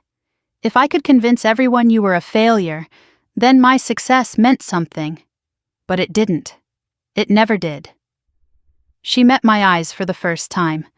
The fraud was Derek's idea, but I didn't stop him. I participated. I told myself you'd never know, that it didn't really hurt you. I was wrong about all of it. And I'm sorry, genuinely, truly sorry. Not because I got caught. Because I finally understand what I did. Thank you for saying that. I mean it. But it doesn't change anything between us. It changes how I remember you. That matters. But trust? A relationship? That's gone, Emily. You can't apologize your way back from 6 years. I know, her voice broke. I just needed you to hear it, from me. Not through lawyers or letters. I heard it. Is there any chance? I don't know. Maybe. Years from now. Maybe. But not now. Not for a long time. Emily nodded, tears falling. That's fair. That's more than fair. Goodbye, Emily. Goodbye, Jessica. She left. I closed the door. And somehow closing that door felt like opening something else. The following Sunday, Grandma's garden was in full autumn color, reds and golds against the old stone walls. Her notebook sat on the garden table, same as always. We'd fallen into a rhythm, her and I. Soup on the stove, tea in the garden, conversation without agenda. This Sunday, she had something specific to discuss. I've finalized my estate plans. Howard filed everything last week. Grandma, we don't need to talk about. Yes, we do, because I want you to understand something. She took my hands. Her grip was strong for 75. You're not just the executor of my will. You're the primary beneficiary. This house, my savings, everything I've built, it goes to you. I started to protest. Grandma, that's not. I never asked for. I know you didn't. That's exactly why you deserve it. The others will say I'm punishing them, taking sides. Let them say what they want. Her eyes held mine, steady and sure. I've watched this family for 75 years. You're the only one who showed up without expecting something in return. That's not nothing, sweetheart. That's everything. You know what I've learned being this old? What? That family isn't blood. It isn't obligation. It isn't even love. Then what is it? Choice. Family is who you choose. And who chooses you back? Your mother, your sister. They chose to take. For years. You chose to give. Every single time. That's who you are. Don't let anyone make you ashamed of it. Grandma? Yes, honey. Thank you. For seeing me. All those years when no one else did. She smiled. Squeezed my hand. Thank you for being worth seeing. We sat in the garden until the sun went down. Not talking. Just being. Sometimes that's enough. Sometimes that's everything. What family looked like now was different, smaller, realer. Nathan and I never ran out of things to talk about. Trauma bonding, we joked. But it was more than that. It was two people who'd survived the same storm finding shelter in each other. Madison and I texted sometimes. She was applying to colleges the honest way now. I offered to help with applications. She accepted. Grandma's Sundays were sacred, non-negotiable. Cousin Amy came around once a month for dinner. Great Aunt Martha called every other week. Even Mrs. Patterson from church had become something like a friend. Her guilt transformed into genuine kindness. Not a big family, but a real one. I used to think family meant everyone who shared your blood. Now I knew better. Family was Grandma in her garden, writing down who showed up. Family was Nathan texting you okay at exactly the right moment. Family was Madison, brave enough to reach across the wreckage. Family was choosing each other every single day. I'm writing this from Grandma's living room. My living room, she insists, since I've started staying over most weekends. The notebook is on the table. She let me read it yesterday. My name appears more than anyone else's. 10 years of entries, 10 years of Jessica visited. Jessica helped, Jessica showed up, she'd been keeping track, all along. I still work 60 hours some weeks, still eat dinner standing over the sink sometimes, still live in that small apartment they mocked for years, though Grandma keeps hinting it might be time to move somewhere bigger. But something's different. I don't feel like I'm waiting anymore, waiting for permission, waiting for acknowledgement, waiting to matter. I matter. To myself. To the people who chose me. That's enough. It's more than enough. I didn't lose my family. I lost the illusion of one. The real family was always there. I just couldn't see it through all the noise. Now the noise is gone. And in the silence, I found something I'd been looking for my whole life. Freedom. Not freedom from them. Freedom to be myself. That's the difference. And it changes everything. That's my story. 1,247 messages, 6 years of secrets, $66,000 of fraud, and one grandmother who changed everything. They called me the failure, the invisible one, the quiet one. Turns out, quiet people hear everything. Invisible people see everything. And the failure, she was the one holding it all together. If you're watching this and you're still in the middle of your own story, still invisible, still underestimated, still waiting for someone to see you, I want you to know something. It gets better. Not because they change, but because you stop waiting for them to. You don't have to set yourself on fire to keep other people warm. Boundaries aren't walls, they're doors. And you're the only one who gets to decide who walks through. Grandma said something to me once that I'll never forget. The best part of getting old is you stop caring what people think. You just live. I'm trying to do that now. Not wait until I'm 75. Live. Not perform, not prove, not beg for permission, just exist. Exactly as I am. And finally, that's enough. If this story meant something to you, I'd love to hear it. Drop a comment below. Tell me your story. Or just tell me you were here. Sometimes knowing someone else understands is the first step toward freedom. And if you want more stories like this, stories about truth and karma and the power of finally standing up, hit that subscribe button. We're building something here. A community of people who've been underestimated their whole lives. You're not alone. Not anymore. Thank you for watching. Thank you for listening. And thank you for seeing me. Until next time. This story is fictionalized for dramatic effect.